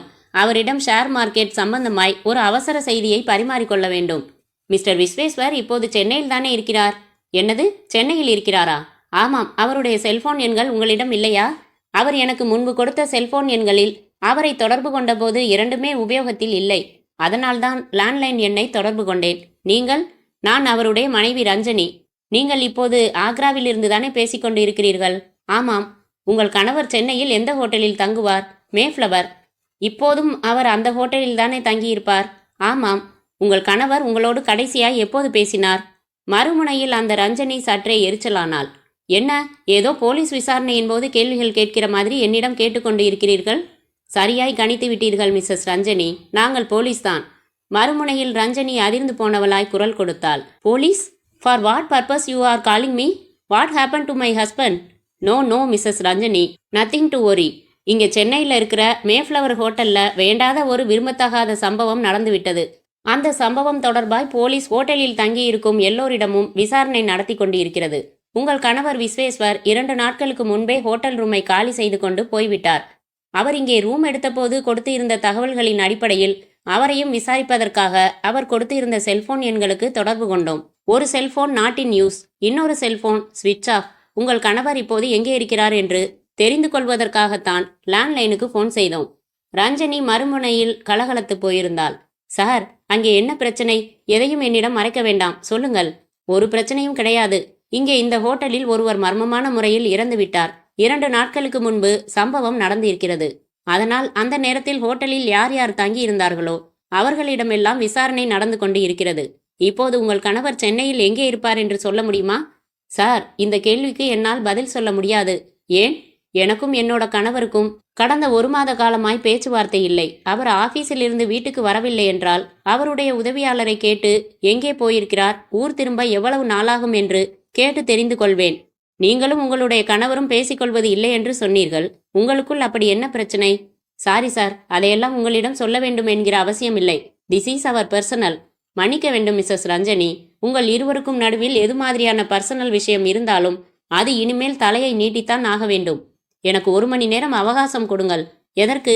நான் என் கணவரின் உதவியாளருக்கு ஃபோன் செய்து என் கணவர் இப்போது சென்னையில் எங்கே இருக்கிறார் என்று கேட்டு சொல்கிறேன். அதற்கு அவசியமில்லை. ஏன்? உங்கள் கணவர் இப்போது சென்னையில் உள்ள மேஃப்ளவர் ஹோட்டலில் தான் இருக்கிறார். Are you playing? முன்பு இல்லை என்று சொன்னீர்கள், இப்போது இருக்கிறார் என்று சொல்கிறீர்கள். இதற்கு என்ன அர்த்தம்? நீங்கள் உடனடியாய் ஃப்ளைட் பிடித்து சென்னை வர வேண்டும் என்று அர்த்தம். நான் எதற்கு வர வேண்டும்? உங்கள் கணவர் விஸ்வேஸ்வர் இந்த ஹோட்டலில் வைத்து கொலை செய்யப்பட்டு இருக்கிறார். அவருடைய உடலை வாங்கி கொண்டு போக அவருடைய மனைவியான நீங்கள் வரவேண்டாமா என்ன? பதட்டம் இல்லாமல் பேசிவிட்டு செல்போனை அணைத்தார் ராஜ்மோகன். அத்தியாயம் 9. ரோலர் சூட்கேஸின் பூட்டு வாய் பிளந்ததும் பாங் ஸ்குவாட் அதிகாரிகள் எச்சரிக்கை உணர்வோடு பாம் டிப்யூனிஸ்ட் உபகரணத்தை தயார் நிலையில் வைத்துக்கொண்டு சூட்கேஸை நூலிலை இடைவெளி விட்டு மெல்ல மெல்ல திறந்தார்கள். இருவரின் பார்வையும் உள்ளே போயிற்று. சூட்கேஸுக்குள்ளே நேர்த்தியாய் அடுக்கப்பட்ட துணிமணிகள் தெரிய, அதன் பக்கவாட்டில் பிளாஸ்டிக் கேரி பேக்குகளில் ஏதோ கட்டி வைத்து இருப்பது புலப்பட்டது. என்ன அது? எடு, பார்த்திடலாம். அவர்கள் அந்த பிளாஸ்டிக் கேரி பேக்குகளை எடுத்துக்கொண்டிருக்கும் போதே இன்ஸ்பெக்டர் கிரியும் டாக் ட்ரைனர் சேவியரும் பக்கத்தில் வந்து நின்றார்கள். Any abnormal things? முதல்ல எதுவும் கிடைக்கல சார். இந்த பிளாஸ்டிக் கேரி பேக்குகளில் ஏதோ இருக்கு, அதான் பார்த்துக்கிட்டு இருக்கோம். பிளாஸ்டிக் பேக்குகளை பிரித்தார்கள். உள்ளே கெட்டியான துணியால் சுற்றப்பட்ட எதுவோ நீல நீளமாய் தெரிந்தது. அதையும் பிரித்தார்கள். ஆயுதங்கள், பெரிதாய் சின்னதாய், ஆனால் எல்லாமே கூர்மையான ஆயுதங்கள். பென்சில் சீவும் கத்தியிலிருந்து ஆளை குத்தி கொள்ளும் கத்தி வரை எல்லாமே பளபளத்தது. மை குட்னஸ், எதுக்கு இவ்வளவு வெப்பன்ஸ்?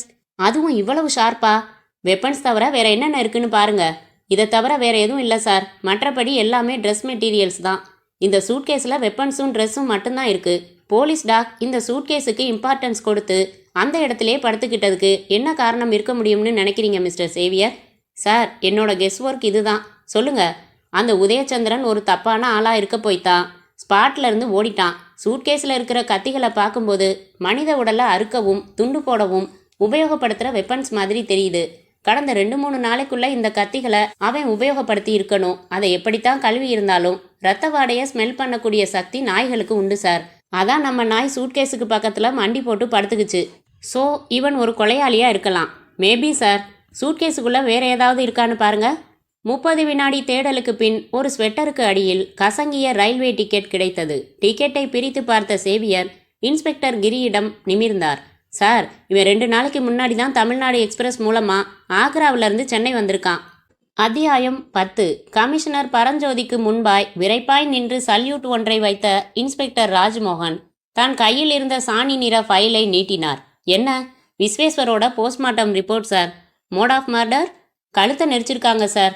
மூச்சு திணறி மரணம். சம்பவம் நடந்து 48 மணி நேரம் ஆனதா ரிப்போர்ட் சொல்லுது. விஸ்வேஸ்வரோட ஒய்ஃப் என்ன சொல்றாங்க? 1 மணி நேரத்துக்கு முன்னாடி தான் ஆக்ராவிலிருந்து புறப்பட்டு சென்னை வந்தாங்க. ஏர்போர்ட்லேருந்து நேராக ஜிஹெச் வந்து புருஷனோட டெட் பாடியை பார்த்துட்டு 1 நிமிஷம் கண் கலங்கினாங்க. அதுக்கப்புறம் நார்மல் ஆயிட்டாங்க. ரஞ்சனியை ஏதாவது என்கொயரி பண்ணீங்களா? பண்ணேன் சார். பட் அவங்க உங்ககிட்ட தான் பேசுவேன்னு சொல்லிட்டாங்க. கூட்டிகிட்டு வந்திருக்கேன். ரஞ்சனி கூட வேற யாராவது வந்திருக்காங்களா? இல்லை சார், அவங்க மட்டும்தான் தனியாக வந்திருக்காங்க. இட்ஸ் ஓகே, ரஞ்சனியை உள்ளே வர சொல்லுங்க.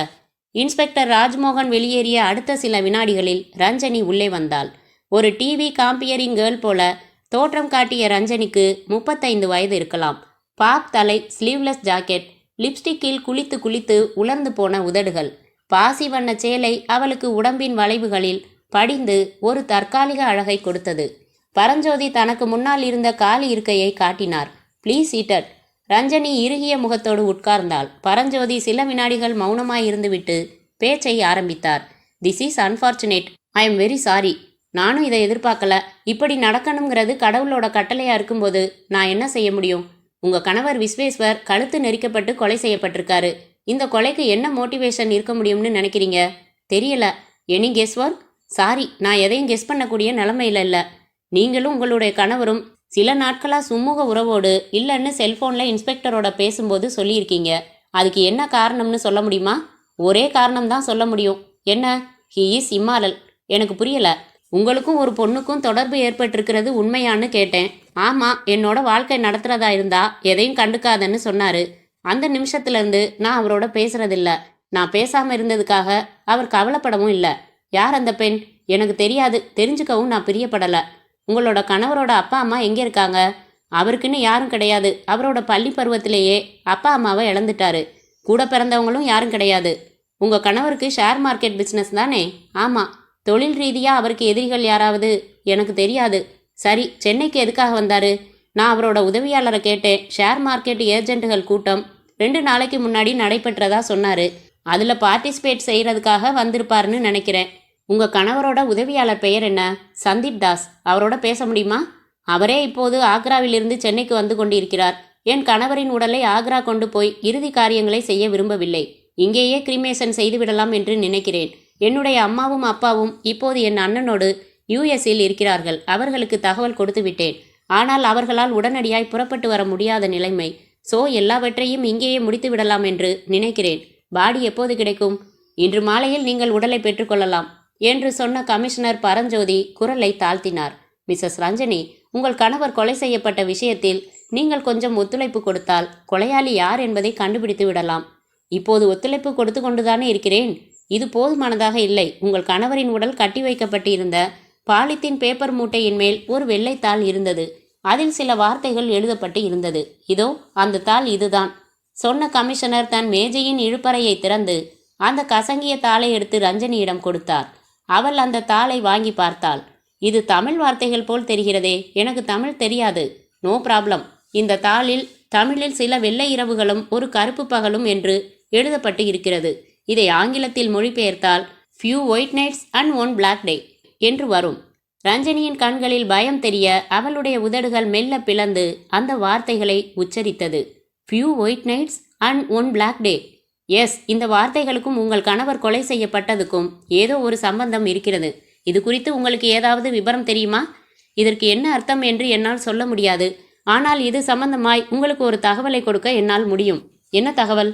15 நாட்களுக்கு முன் என் கணவர் வீட்டில் இருக்கும்போது செல்போனில் யாருடனோ ஒயிட் நைட்ஸ் என்று பேசிக்கொண்டிருந்தார். எனக்கும் அவருக்கும் இடையில் கருத்து வேறுபாடு இருந்ததினால் அதை பற்றி நான் எதுவும் கேட்கவில்லை. உங்கள் கணவரின் உதவியாளர் பெயர் என்னவென்று சொன்னீர்கள்? சந்தீப் தாஸ். அவரிடம் கேட்டால் விளக்கம் கிடைக்குமா? எனக்கு தெரியாது. அவர் இங்கே வருவார், கேட்டு பாருங்கள். Thank you Mrs Ranjani. இந்த துயரமான சூழ்நிலையிலும் நான் கேட்ட கேள்விகளுக்கு பொறுமையாய் பதில் சொன்ன உங்களுக்கு நன்றி. ரஞ்சனி எழுந்து இறுகிய முகத்தோடு விடைபெற்று கொண்டு போக கமிஷனர் பரஞ்சோதி இடது கை விரல்களால் நெற்றியை பிடித்து கொண்டு கண்மூடி யோசித்தார். சில வெள்ளை இரவுகளும் ஒரு கருப்பு பகலும். இது என்ன வார்த்தை? யோசிப்பில் சில வினாடிகள் ஓடிக்கொண்டிருக்க சார் என்ற குரல் கதவருகே கேட்டது. நிமிர்ந்தார். அவருடைய உதவியாளர் பார்வைக்கு கிடைத்தார். Yes sir, special squad officers உங்களை பார்க்கறதுக்காக வந்திருக்காங்க. அனுப்பி வைக்கலாமா? அனுப்புங்க. நானே அவங்கள காண்டாக்ட் பண்ணி பேசலாம்னு இருந்தேன். உதவியாளர் தலையசைத்து விட்டு வெளியேற அடுத்த நிமிடத்தின் ஆரம்பத்தில் அந்த 3 பேரும் உள்ளே நுழைந்தார்கள். 2 இளைஞர்கள், ஒரு பெண். 3 பேருமே 30 வயதுக்குள் இருந்தார்கள். கண்களில் கூர்மை, உடம்பிலும் நடையிலும் உற்சாகம். முதலாவதாக வந்த இளைஞனின் மார்பு சட்டையில் இருந்த நேம் பேட்ச் திவாகர் என்று சொல்ல, 2வது இளைஞனின் நேம் பேட்ச் மௌலி என்று காட்டியது. பெண்ணின் ஜாக்கெட் பகுதியில் இருந்த நேம் பேட்ச் குறிஞ்சி என்ற எழுத்துக்களை பதித்திருந்தது. 3 பேரும் ஒரே வினாடியில் சல்யூட் வைத்து தளர்ந்தார்கள். கமிஷனர் இருக்கைகளை காட்டினார். Be seated. உட்கார்ந்தார்கள். Any clue? கமிஷனர் கேட்டார். சாரி சார், மிஸ்டர் தரணிதரனின் மகன் சகாதேவ் எங்கே போனார், என்ன ஆனார்னு கண்டுபிடிக்க நாங்களும் எத்தனையோ வழியில முயற்சி பண்ணி பார்த்துட்டோம். We need not get any useful clue. கமிஷனரின் முகம் லேசாய் கோபத்தில் சிவந்தது. மிஸ்டர் தரணிதர் ஒரு சாதாரண நபர் கிடையாது. எக்ஸ் எம்பி, ரிச் பர்சன், அரசியல் வட்டாரத்தில் ஒரு பெரிய புள்ளி. அவரோட பையனை கண்டுபிடிக்கும் பொறுப்பை உங்கள் 3 பேருக்கும் கொடுத்து 48 மணி நேரம் ஓடிப்போச்சு. ஆனால் எனக்கு இன்னும் பாசிட்டிவ் ரிப்ளை கிடைக்கல. சகாதேவ் காணாமல் போன பிரச்சனை ஒரு பக்கம், இன்னொரு பக்கம் அவருக்கு சொந்தமான மேஃப்ளவர் ஹோட்டலோட 7வது மாடியில் விஸ்வேஸ்வர் என்கிற ஒரு ஷேர் மார்க்கெட் ஏஜென்ட் கொலையான பிரச்சனை. சகாதேவ் காணாமல் போன சம்பவத்துக்கும் விஸ்வேஸ்வர் கொலையான சம்பவத்துக்கும் ஏதாவது ஒரு வகையில் லிங்க் இருக்கும்னு நினைக்கிறேன். குறிஞ்சி கேட்டாள். இது விஷயமா தரணிதர் என்ன சொல்றார் சார்? அவர் முதல்ல வருத்தத்தில் இருந்தாரு, இப்போ மிரண்டு போய் குழப்பத்தில் இருக்காரு. என்னை சுற்றி என்ன நடக்குதுன்னே தெரியலையேன்னு புலம்புறாரு. இதெல்லாம் போதாதுன்னு இப்போ ஒரு புது குழப்பம். என்ன சார்? ஹோட்டலில் கொலையுண்டு கிடந்த விஸ்வேஸ்வரோட உடம்பை கட்டி இருந்த பாலித்தீன் மூட்டையின் மேலே சில வெள்ளை இரவுகளும் ஒரு கருப்பு பகலும்னு எழுதப்பட்ட ஒரு பேப்பர் இருந்தது. அதை பற்றி உங்ககிட்டையும் சொல்லியிருக்கேன். ஆமாம் சார், அந்த வார்த்தைக்கு என்ன அர்த்தம்னு விஸ்வேஸ்வரோட மனைவி ரஞ்சனி கிட்ட கேட்டேன். அதுக்கு ரஞ்சனி என்ன அர்த்தம்னு எனக்கு தெரியாது. ஆனால் என்னோட கணவர் 15 நாளைக்கு முந்தி ஃபோனில் யார்கிட்டயோ பேசிக்கிட்டு இருக்கும்போது சில வெள்ளை இரவுகள்ங்கிற வார்த்தையை சொல்லிக்கிட்டு இருந்தாரு. நான் அவர் மேலே கோபமாக இருந்ததால அதை பற்றி எதுவும் கேட்டுக்கலன்னு சொன்னாங்க. சார், கொலையுண்ட விஸ்வேஸ்வரோட செல்ஃபோன்களை பற்றிய விவரங்களை அந்த குறிப்பிட்ட செல்ஃபோன் கம்பெனிக்கு கொடுத்து விஸ்வேஸ்வர் கடந்த 1 மாத காலத்துக்குள்ள யார் யாரோட பேசினாரு, என்ன பேசினாருங்கிற விவரங்களை கேட்டு வாங்கலாமே. அது முடியாது. ஏன் சார்? விஸ்வேஸ்வர் பயன்படுத்தின 2 செல்ஃபோன்களுமே ஜெர்மன் நாட்டு தொழில்நுட்பத்தில் தயாரானது. அந்த ஃபோன்களில் யார் என்ன பேசினாலும் செல்ஃபோன் கம்பெனிகளால் மானிட்டர் பண்ணி குரல்களை பதிவு செய்ய முடியாது. பொதுவாக இந்தியாவில் அது மாதிரியான செல்ஃபோன்களை விற்க அனுமதி கிடையாது. சார், நீங்கள் சொல்கிற விஷயங்களை வச்சு பார்க்கும்போது அந்த விஸ்வேஸ்வர் ஒரு சட்டவிரோத பேர் வழியாக ஏன் இருக்கக்கூடாது? எனக்கும் அந்த சந்தேகம் இருக்குது. அவரோட மனைவி ரஞ்சனியோட ஸ்டேட்மெண்ட் படி அவருக்கு வேற ஒரு பொண்ணோட தொடர்பும் இருக்கிறது தெரிய வருது. அந்த பொண்ணு யாருன்னு கேட்டால் ரஞ்சனிக்கு தெரியல.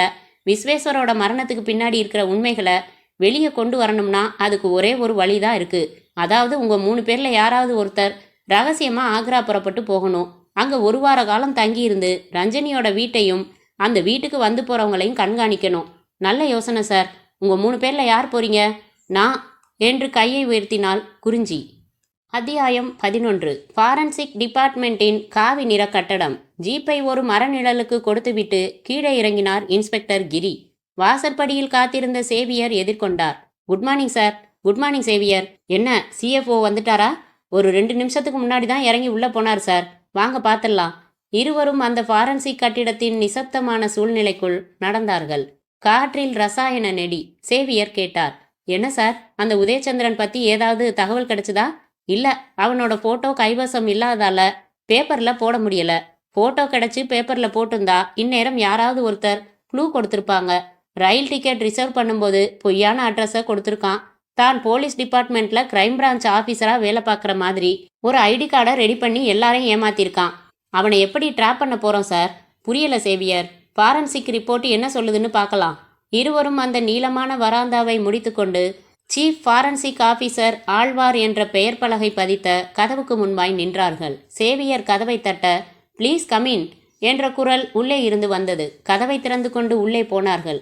ஆழ்வார் கிரே நிற சஃபாரியில் உற்சாக முகத்தோடு பார்வைக்கு கிடைத்தார். கையில் அன்றைய தின Hindu paper. Good morning mister Alwar. Very very good morning mister Giri and mister Xavier. கைகள் குலுக்கப்பட்டு இருவரும் நாற்காலிகளுக்கு சாய்ந்தார்கள். How are you Giri? Days are going with same tension. நாளுக்கு நாள் கிரைம் அக்கரன்ஸ் பர்சன்டேஜ் உயர்ந்துக்கிட்டே போகுது.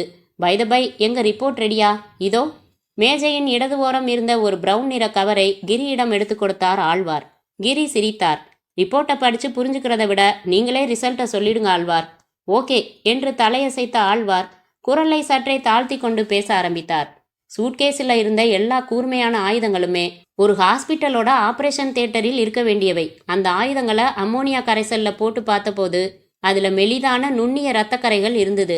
அந்த இரத்தக்கரைகளை மேலும் அனாலிசிஸ் செய்து பார்த்தபோது அது மனித இரத்தம்ங்கிற விஷயம் புரிஞ்சுது. அதாவது அந்த ஆயுதங்களை உபயோகப்படுத்தி ஒரு மனித உடலை துண்டு துண்டா அறுத்திருக்காங்க. அப்புறம் கத்திகளை சுத்தம் பண்ணியிருக்கணும். சரியா சுத்தம் பண்ணாத காரணத்தினால நாய் ரத்த வாடையை ஸ்மெல் பண்ணியிருக்கு. எத்தனை நாளைக்கு முன்னாடி சம்பவம் நடந்திருக்குங்கிறத கண்டுபிடிக்க முடியல. ஆனால் பிளட் குரூப் என்னன்னு கண்டுபிடிக்க முடிஞ்சது. என்ன குரூப்? B positive. கிரி உஷ்ணமாய் பெருமூச்சை வெளியேற்றினார். அந்த உதயச்சந்திரன் கைக்கு கிடைச்சிருந்தா இப்போ விட தெரியாமல் இருக்கிற எல்லா கேள்விகளுக்கும் பதில் கிடைச்சிருக்கும். 1 நிமிஷ நேரத்துக்குள்ள அந்த ஸ்டேஷனை விட்டு மறைஞ்சிட்டான்.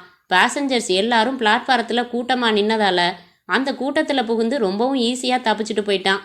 இந்த கேஸில் இப்போ ஒரே ஒரு ப்ளஸ் பாயிண்ட் தான் இருக்குது. என்ன ப்ளஸ் பாயிண்ட்? உதயச்சந்திரனை அதே கம்பார்ட்மெண்ட்டில் ஜேர்னி பண்ணின மகதிங்கிற பொண்ணும் டிடிஇயும் நல்லாவே பார்த்துருக்காங்க. அவனை எங்கே பார்த்தாலும் அடையாளம் கண்டுபிடிக்க முடியும்னு சொல்லியிருக்காங்க. அவங்க 2 பேர் கண்ணிலையுமே மறுபடியும் அவன் படுவானா? அதுக்கான வாய்ப்பு குறைவு தான். இருந்தாலும் ஒரு நம்பிக்கை. உதயச்சந்திரன் ரொம்ப நாளைக்கு கண்ணாமூச்சி விளையாட்டை விளையாடிக்கிட்டு இருக்க முடியாது. இன்ஸ்பெக்டர் கிரி சொல்லிக்கொண்டே எழுந்தார். Thank you Mister Alwar. இந்த கேஸை எப்படி டீல் பண்ண போறேன்னு எனக்கு தெரியல. இந்த ஃபாரன்சிக் ரிப்போர்ட்டில் உங்களுக்கு என்ன சந்தேகம் இருந்தாலும் உடனே எனக்கு ஃபோன் பண்ணுங்க. I am here for to clear. கிரியும் சேவியரும் மறுபடியும் ஆழ்வாருக்கு நன்றி சொல்லிவிட்டு அறைக்கு வெளியே வந்தார்கள். சார், என்னோட கெஸ் ஒர்க்கை சொல்லட்டுமா? சொல்லுங்க சேவியர். நாம் ஏதாவது பேசினாதான் ஒரு முடிவுக்கு வர முடியும். உங்கள் கெஸ் ஒர்க் என்ன? உதயச்சந்திரன் ஆக்ராவிலேருந்து தான் சென்னைக்கு வந்திருக்கான். இவன் ஏன் ஆக்ராவில் ஒரு கொலையை பண்ணிட்டு வந்திருக்க கூடாது? எனக்கும் அந்த சந்தேகம் இருக்குது. ஆக்ரா போலீஸுக்கு தகவல் கொடுத்து கடந்த 1 வாரத்துக்குள்ள அங்கே கொலை செய்யப்பட்ட நபர்கள் யார் யார், அவங்க எந்த முறையில் கொலை செய்யப்பட்டாங்கங்கிற விவரங்களை கேட்டால் என்ன சார்? இதை பற்றி முதல்ல அசிஸ்டன்ட் கமிஷனர்கிட்ட பேசணும். கிரி சொல்லிக்கொண்டு இருக்கும்போதே அவருடைய செல்போன் உயிர் பிடித்து ரிங்டோனை எழுப்பியது. எடுத்து அழைப்பது யார் என்று பார்த்துவிட்டு ஆச்சரியப்பட்டார். சொல்லுமா என்றார். மறுமுனையில் மகதி பேசினாள். சார், உங்கள் செல்போன் நம்பரை என்கிட்ட கொடுத்தது ஒரு வகையில் நல்லதா போச்சு சார். ஏதாவது முக்கியமான விஷயமா? ஆமாம் சார். என்ன? 5 நிமிஷத்துக்கு முந்தி அந்த உதயச்சந்திரன் எனக்கு ஃபோன் பண்ணியிருந்தான் சார். நடந்து கொண்டிருந்த கிரி நின்றார். என்ன சொன்ன? உதயச்சந்திரன் ஃபோன் பண்ணியிருந்தானா? ஆமாம் சார். என்னோட செல்ஃபோன் நம்பர் அவனுக்கு எப்படி கிடைச்சதுன்னு தெரியல. ஒரு பப்ளிக் டெலிஃபோன் பூத்துலேருந்து எனக்கு ஃபோன் பண்ணி பேசினான். என்ன பேசினான்? நீ என்னை எங்கேயாவது பார்க்க நேர்ந்தா போலீஸுக்கு தகவல் கொடுக்கக்கூடாது, மீறி தகவல் கொடுத்தா நீ உயிரோடு இருக்க முடியாதுன்னு சொன்னான். அப்புறம் இவ்வளவுதான் பேசினான். நான் மேற்கொண்டு பேசுறதுக்குள்ள லைனை கட் பண்ணிட்டான். சரி, நீ இப்போ கோயம்புத்தூரில் தானே இருக்க? ஆமாம். எந்த ஏரியா? கணபதி சார். அந்த ஏரியா போலீஸ் ஸ்டேஷனுக்கு போய் ஒரு புகார் எழுதி கொடுத்துரு. அந்த ஸ்டேஷன் இன்ஸ்பெக்டரோட செல்ஃபோன் நம்பரையும் வாங்கி எனக்கு மெசேஜ் பண்ணிவிடு. நான் மேற்கொண்டு அவர்கிட்ட பேசிக்கிறேன். சார், எனக்கு அந்த உதயச்சந்திரனால் ஏதாவது ஆபத்து வருமோன்னு பயமாக இருக்குது. இதோ பாருமா, உனக்கு எந்த ஆபத்தும் வராமல் பார்த்துக்க வேண்டியது போலீஸ் டிபார்ட்மெண்ட்டோட பொறுப்பு. நீ தைரியமாறு. Okay sir. கிரி செல்போனை அணைத்தார். சேவியரிடம் திரும்பினார். உதயச்சந்திரன் இப்போ கோயம்புத்தூரில் இருக்கான் போலி இருக்கு. அந்த பொண்ணு மகதியை ஃபோனில் மிரட்டியிருக்கான். சார், ஆள் கில்லாடியாக இருப்பான் போலி இருக்கு. எவ்வளோ பெரிய கில்லாடியாக இருந்தால் என்ன, என்னைக்காவது ஒரு நாள் போலீஸ் கையில் மாட்டியாகணும். பேசிக்கொண்டே இருவரும் மரத்தடியில் காத்திருந்த ஜீப்புக்கு திரும்பினார்கள். ஜீப்பில் இருந்த வயர்லெஸ் இறைந்து கொண்டிருந்தது. வெளியே காத்திருந்த டிரைவர் சொன்னார். சார், கண்ட்ரோல் ரூம்லேருந்து உங்களை கூப்பிட்டாங்க. நான் ஹியர் பண்ணினேன். சிஆர்லேருந்து கூப்பிட்டாங்களா? என்ன நியூஸ்? சவுகார்பேட்டையில் முல்தானிமல் தெருவில் இருக்கும் 27ஆம் நம்பர் வீட்டுக்கு உடனடியாக உங்களை வர சொன்னாங்க சார். இன்ஸ்பெக்டர் கிரி பாய்ந்து ஜீப்பில் ஏறினார். அத்தியாயம் 12. தரணிதர் கன்னத்துக்கு வலது கையை கொடுத்து சோஃபாவுக்கு சாய்ந்து ஒரே திசையை வெறித்து பார்த்து கொண்டிருந்த போது உதவியாளர் கையில் செல்போனோடு வந்தார். சார், உங்களுக்கு ஃபோன். தரணிதரின் உதடுகள் மட்டும் அசைந்தது. யாரிடமிருந்து? உள்துறை அமைச்சக செயலாளரிடம் இருந்து. என்ன விஷயம்? உங்களிடம்தான் சொல்ல வேண்டுமாம். செல்போனை வாங்கி காதுக்கு ஒற்றினார். Yes, mister Dharanidhar speaking. நான் உள்துறை அமைச்சக உதவி செயலாளர் உத்தம் கோயா பேசுகிறேன். சொல்லுங்கள். உங்கள் மகன் சகாதேவ் கடந்த 10 நாட்களாய் வீடு திரும்பவில்லை என்று கேள்விப்பட்டேன். உண்மையா? உண்மைதான். உங்களுக்கும் உங்களுடைய மகனுக்கும் என்ன பிரச்சனை? பெரிதாக எந்த ஒரு பிரச்சனையும் இல்லை. அவன் மும்பையில் உள்ள ஒரு 5 நட்சத்திர ஹோட்டலை விலைக்கு வாங்க வேண்டும் என்று சொன்னான். நான் வேண்டாம் என்று சொன்னேன். அவனுடைய விருப்பத்துக்கு நான் மதிப்பு அளிக்காததால் கோபித்து கொண்டு வீட்டை விட்டு போய்விட்டான். சரி, உங்கள் மகன் வீடு திரும்புவதற்கு நான் உதவி செய்கிறேன். ஆனால் நீங்கள் பிரதி உபகாரமாய் வேறு ஒரு உதவியை செய்ய வேண்டும். தன்னிச்சையாய் தரணிதர் நிமிர்ந்து உட்கார்ந்தார். என்ன செய்ய வேண்டும்? சொல்லுங்கள். பிரதமர் நிவாரண நிதிக்கு 10 கோடி ரூபாய் தர வேண்டும். எதற்கு? உங்களுக்கு உங்கள் மகன் வேண்டாமா? வேண்டும். உங்களுக்கு உங்கள் மகன் வேண்டுமென்றால் பிரதமரின் நிவாரண நிதிக்கு 10 கோடி ரூபாய் தருவதாக நாளைக்கு பேப்பரில் நியூஸ் வர வேண்டும். உண்மையில் நீ யார்? நான் யாராக இருந்தால் உங்களுக்கு என்ன? நான் 10 கோடி பணம் கேட்டது எனக்கு இல்லை, பிரதமர் நிவாரண நிதிக்கு தான். ஒரு செக் போட்டு பிரதமர் அலுவலகத்துக்கு அனுப்பி வைத்து விடுங்கள். அடுத்த 24 மணி நேரத்திற்குள் உங்கள் மகன் சகாதேவ் உங்களுக்கு பக்கத்தில் உட்கார்ந்து பிஸ்கட் மென்று டீ குடித்து கொண்டு இருப்பான். உடனடியாய் செய்யுங்கள். தரணிதர் மேற்கொண்டு பேசுவதற்குள் இணைப்பு துண்டிக்கப்பட தன்னுடைய செல்போனின் ரிசீவ்டு காலில் தனக்கு ஃபோன் செய்த எண்ணை தேடினார். அந்த எண் டெலீட் செய்யப்பட்டு இருந்தது. தரணிதர் வியர்த்து விறுவிறுத்து போனவராய் தன் செல்போனின் கான்டாக்ட்ஸ் ஆப்ஷனுக்கு போய் டெல்லி உள்துறை அமைச்சகத்தின் பிரதான செயலாளரின் செல்போன் எண்ணை தேடி பிடித்து கால் பட்டனை தட்டினார். ரிங் போய் பிரதான செயலாளர் சுதீஷ் சர்மா பேசினார். Yes, home ministry cell. Mister Sudheesh Sharma. Yes, holding. Mister Sudheesh Sharma, நான் தரணிதர், எக்ஸ்-எம்பி, பாராளுமன்ற கூட்டக்குழுவின் முன்னாள் உறுப்பினர். சுதீஷ் சர்மா சிரித்தார். புரிகிறது புரிகிறது. நீங்கள் இவ்வளவு விளக்கமாய் உங்களை அறிமுகம் செய்து கொள்ள தேவையில்லை. நீண்ட இடைவெளி விட்டு எனக்கு ஃபோன் செய்து இருக்கிறீர்கள். Anything special? ஒரு தகவல் வேண்டும். சொல்லுங்கள். என்ன தகவல் வேண்டும்? உங்கள் ஹோம் மினிஸ்ட்ரி டிபார்ட்மெண்ட்டில் உள்துறை அமைச்சக உதவி செயலாளர் உத்தம் கோயா என்று யாராவது இருக்கிறார்களா? உத்தம் கோயா? ஆமாம். அந்த பெயரில் யாரும் இல்லையே. ஏன், என்ன விஷயம்? ஒன்றுமில்லை. சில நிமிடங்களுக்கு முன்னால் உங்கள் துறையில் உதவி செயலாளராய் பணியாற்றுவதாய் சொல்லிக்கொண்டு உத்தம் கோயா என்ற பெயரில் ஒருவர் பேசினார். என்ன பேசினார்? என்னுடைய மகன் சகாதேவுக்கும் எனக்கும் ஏற்பட்ட ஒரு கருத்து வேற்றுமையால் அவன் வீட்டை விட்டு போய் 10 நாட்கள் ஆயிற்று.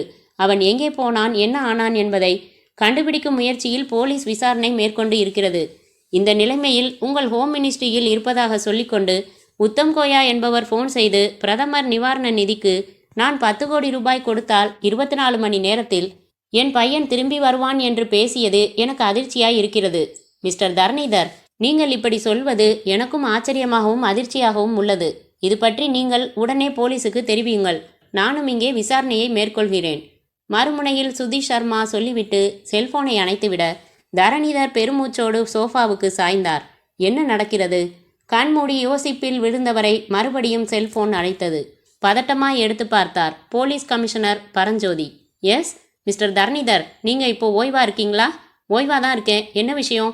நீங்கள் உடனடியாக புறப்பட்டு சவுகார்பேட்டை வரணும். அட்ரஸை நோட் பண்ணிக்கங்க. Number 27 Multanimal street. நான் எதுக்காக அங்கே வரணும்? ப்ளீஸ் நேரில் வாங்க சொல்கிறேன். கமிஷனர் செல்போனை அணைத்துவிட தரணிதர் கலவரத்தோடு சோஃபாவின் நின்றும் எழுந்தார். சவுகார்பேட்டையில் எது மாதிரியான பிரச்சனை எதிர்பார்த்து காத்து கொண்டு இருக்கிறதோ வாய்விட்டு முனகிக்கொண்டே போர்டிகோவில் நின்றிருந்த காரை நோக்கி போனார் தரணிதர். அத்தியாயம் 13. சவுகார்பேட்டையின் மையப்பகுதியில் இருந்த முல்தானிமல் தெருவில் அந்த போலீஸ் வேனும் ஜீப்பும் நின்றிருக்க அவைகளுக்கு பின்னால் கொண்டு போய் தனது காரை நிறுத்தினார் தரணிதர். ரோட்டோரத்தில் கும்பல் ஆங்காங்கே திட்டு திட்டாய் தெரிந்தது. இங்க என்ன பிரச்சனை? இறங்கி நடந்தார். முதல் நாள் இரவு மழை பெய்து தெரு சேரும் சகதிமாய் மாறியிருக்க நிதானமாய் நடந்தவரை ஒரு கான்ஸ்டபிள் எதிர்கொண்டு கூட்டி போனார். ஒரு வீட்டுக்குள் நுழைந்தார். அது ஒரு மாடி வீடு. கீழ்த்தளத்தில் யார் யாரோ நின்றிருந்தார்கள். உள்ளறையில் பெண்களின் அழுகை சத்தம். ஒரு மார்வாடி இளைஞனிடம் பேசிக்கொண்டிருந்த கமிஷனர் பரஞ்சோதி தரணிதரை பார்த்ததும் அவரை நோக்கி வந்தார். சாரி மிஸ்டர் தரணிதர், உங்களை இந்த இடத்துக்கு வரவழைக்க வேண்டியதாயிடுச்சு. இங்க என்ன பிரச்சனை? ஒரு மர்டர். தரணிதரின் முகம் நிறம் இழந்தது. யார்? பேர் பங்கஜ்குமார். சவுகார்பேட்டை மெயின் பஜார்ல ஜுவல்லரி மார்ட் வச்சிருக்காரு. தங்கம் வெள்ளி ஹோல்சேல் பிஸ்னஸ். நேற்று ராத்திரி 10 மணிக்கு மேல பங்கஜ்குமார் மட்டும் வீட்டில் இருந்திருக்காரு. அவரோட மனைவியும் 2 குழந்தைங்களும் தாம்பரத்துல நடந்த உறவினர் வீட்டு கல்யாணத்துக்கு போயிட்டு இன்னைக்கு காலையில தான் வீடு திரும்பியிருக்காங்க. வீட்டோட வாசல் கதவு திறந்து கிடக்கவும் உள்ள போய் பார்த்துருக்காங்க. பெட்ரூம்ல பங்கஜ்குமார் இறந்து கிடந்திருக்காரு. கழுத்து நெரிக்கப்பட்டு மரணம். தரணிதர் குழப்பமாய் கமிஷனரை ஏறிட்டார். பங்கஜ்குமார் யாருன்னு எனக்கு தெரியாது. எனக்கு எதுக்காக தகவல் கொடுத்து வர சொன்னீங்க? காரணம் இருக்கு மிஸ்டர் தரணிதர். என்ன சொல்லுங்க. முதல்ல கொலை செய்யப்பட்ட பங்கஜ்குமாரை நீங்க பார்க்கணும். ப்ளீஸ் என் பின்னால வாங்க. தரணிதரை கூட்டிக் கொண்டு மாடிப்படிகள் ஏறினார் கமிஷனர் பரஞ்சோதி. மாடிப்படிகளின் ஓரங்களில் கவலை முகங்களோடு மார்வாடி ஆண்களும் பெண்களும் தெரிந்தார்கள். மேலே போக போக காக்கி யூனிஃபார்ம்கள் பார்வைக்கு கிடைத்தன. இருதயம் பக் பக் என்ற துடிப்பில் இருக்க கமிஷனரை பின்தொடர்ந்தார். கமிஷனர் மாடி வராந்தாவில் இருந்த 2வது அறைக்குள் நுழைந்தார். தரணிதரின் பார்வைக்கு அந்த காட்சி கிடைத்தது. கட்டிலுக்கு சற்று தள்ளி அந்த நடுத்தர வயது நபர் போலீசார் வரைந்திருந்த சாக்பீஸ் கோடுகளுக்கு நடுவே கைகளை பரத்தி கொண்டு மல்லாந்து விழுந்திருந்தார். மூக்கு துவாரங்களில் உறைந்து போன ரத்தம். உடம்பில் அணிந்திருந்த வெண்ணிற குர்தாவில் ஒரு துளி ரத்தம் கூட இல்லை. மிஸ்டர் தரணிதர், நீங்க இவரை எங்கேயாவது பார்த்திருக்கீங்களா? தரணிதர் உன்னிப்பாய் பார்த்துவிட்டு தலையாட்டினார். இல்ல.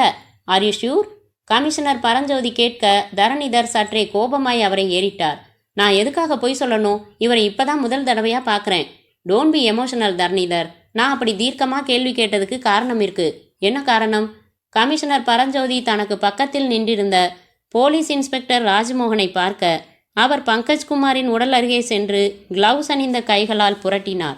பங்கஜ்குமாரின் உடல் உருக்களித்து சாய முதுகு பக்கம் தெரிந்த குர்தா பைஜாமா உடையில் கோணல் மாணலாய் ஸ்கெட்சு பேனாவால் எழுதப்பட்ட வாசகம் தெரிந்தது. கமிஷனர் கேட்டார், உங்களால் அதை படிக்க முடியுதா தரணிதர்? அவர் பார்த்தார், படித்தார். சில வெள்ளை இரவுகளும் ஒரு கருப்பு பகலும். இதே மாதிரியான வாசகங்களோட தான் 2 நாளைக்கு முன்னால உங்களுக்கு சொந்தமான மேஃப்ளவர் ஹோட்டல்ல விஸ்வேஸ்வருங்கிற ஒரு நபர் கொலை செய்யப்பட்டு கிடந்தான் இல்லையா மிஸ்டர் தரணிதர்? ஆமா. இந்த ஒரு காரணம் ஒற்றுமையா இருந்ததால தான் உங்களை இங்கே கூப்பிட்டேன். இன்ஸ்பெக்டர் ராஜ்மோகன் குறுக்கிட்டார். சார், இந்த ஒரு விஷயம் மட்டும் ஒற்றுமை இல்ல. ஹோட்டல்ல கொலை செய்யப்பட்ட விஸ்வேஸ்வருக்கு சொந்த ஊர் ஆக்ரா. இந்த பங்கஜ்குமாருக்கும் சொந்த ஊர் ஆக்ரா. கொலைகளும் ஒரே மாதிரி நடந்திருக்கு. ஆனா 2 பேருக்கும் எந்த விதமான தொடர்பும் இல்லைன்னு பங்கஜ்குமாரோட மனைவி விசாரணையில சொல்லியிருக்காங்க. விஸ்வேஸ்வரோட போட்டோவையும் அவரோட மனைவி ரஞ்சனியோட போட்டோவையும் காட்டின போது பார்த்துட்டு தெரியலன்னு சொல்லிட்டாங்க. எதுக்காக இந்த கொலைகள்? கலவர பார்வையோடு கமிஷனரை பார்த்தார் தரணிதர். இதுல இன்னொரு குழப்பமும் இருக்கு மிஸ்டர் தரணிதர். என்ன? உங்களுக்கு உதயச்சந்திரன்கிற பேர்ல யாரையாவது தெரியுமா? கமிஷனர் கேட்க தெரியாது என்கிற பாணியில் தலையாட்டினார் தரணிதர். 2 நாளைக்கு முன்னால சென்னையிலிருந்து கோவைக்கு சென்ற சேரன் எக்ஸ்பிரஸ்ல அவன் பயணம் செஞ்சிருக்கான். ரயில் புறப்பட்ட கொஞ்ச நேரத்திலேயே ரயிலில் வெடிகுண்டு வைக்கப்பட்டிருக்கிறதா ஒரு அனானிமஸ் ஃபோன் கால் வரவும் ரயில் பேசின் பிரிட்ஜ் ஸ்டேஷனில் நிறுத்தப்பட்டிருக்கு.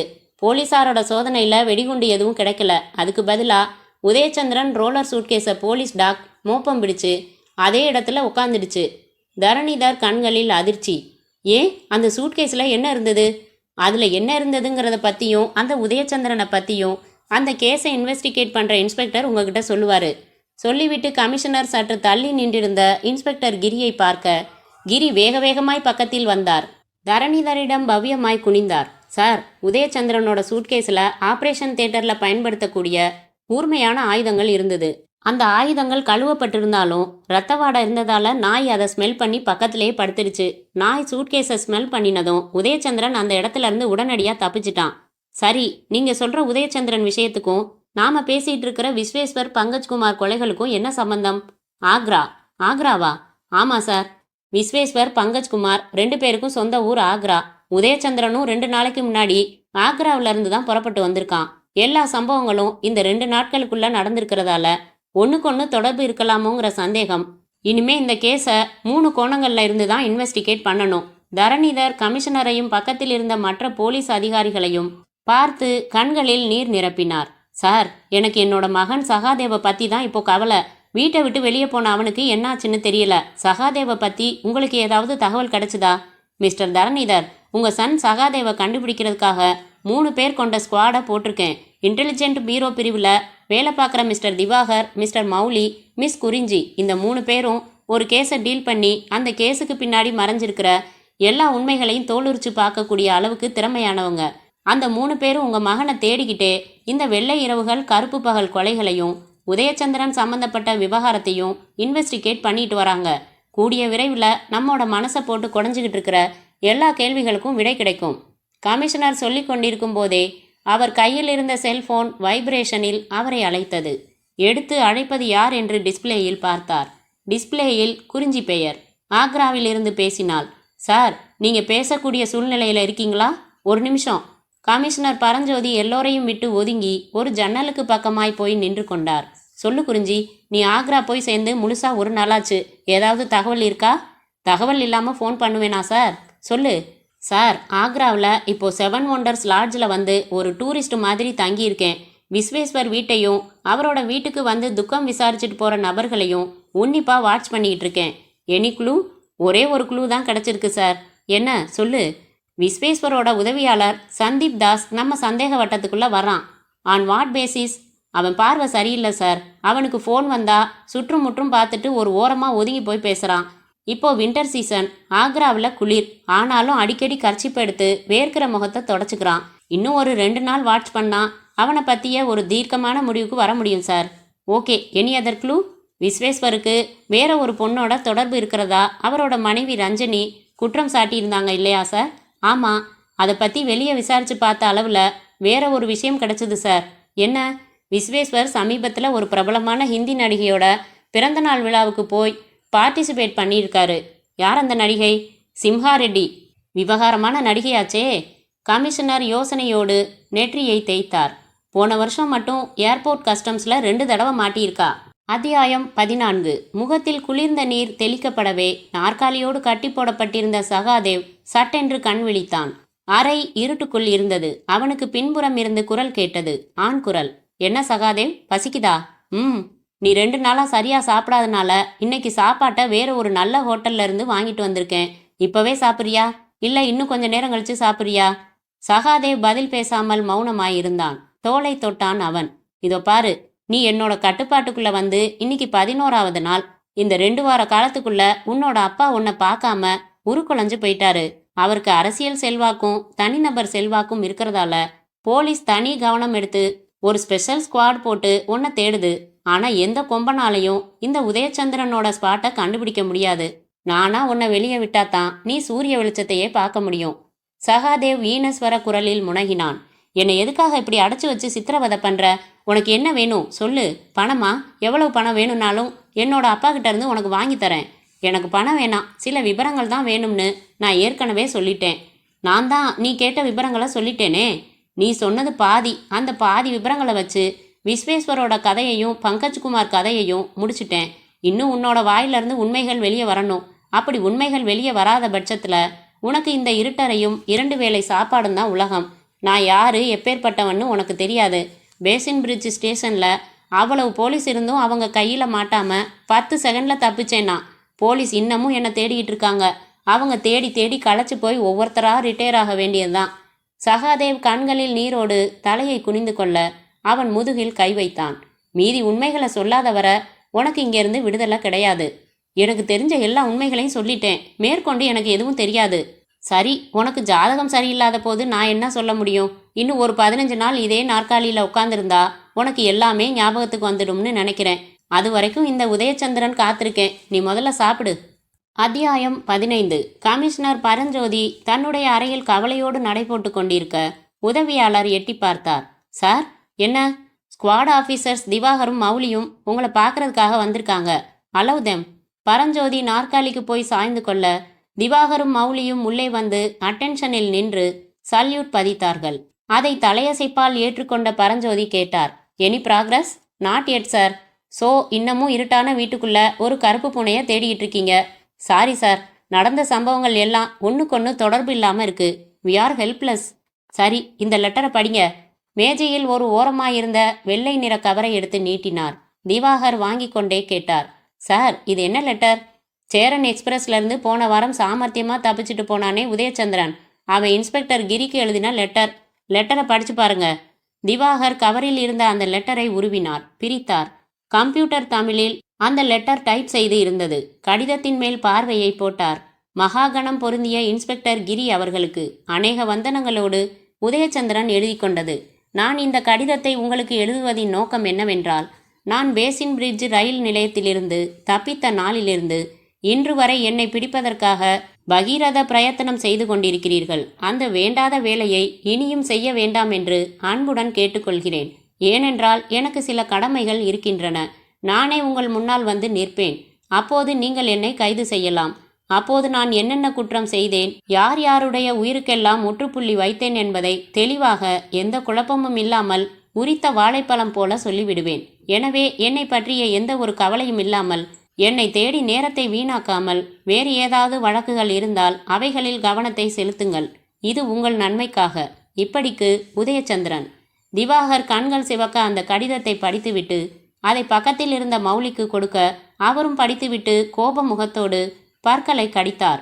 சார், பேசின் பிரிட்ஜ் ரயில்வே ஸ்டேஷன்லேருந்து அவன் தப்பிச்சுட்டு போனதை ஒரு வீரச் செயலாக நினச்சிட்டான் போலிருக்கு. இனியும் அவனை விட்டு வைக்கக்கூடாது சார்.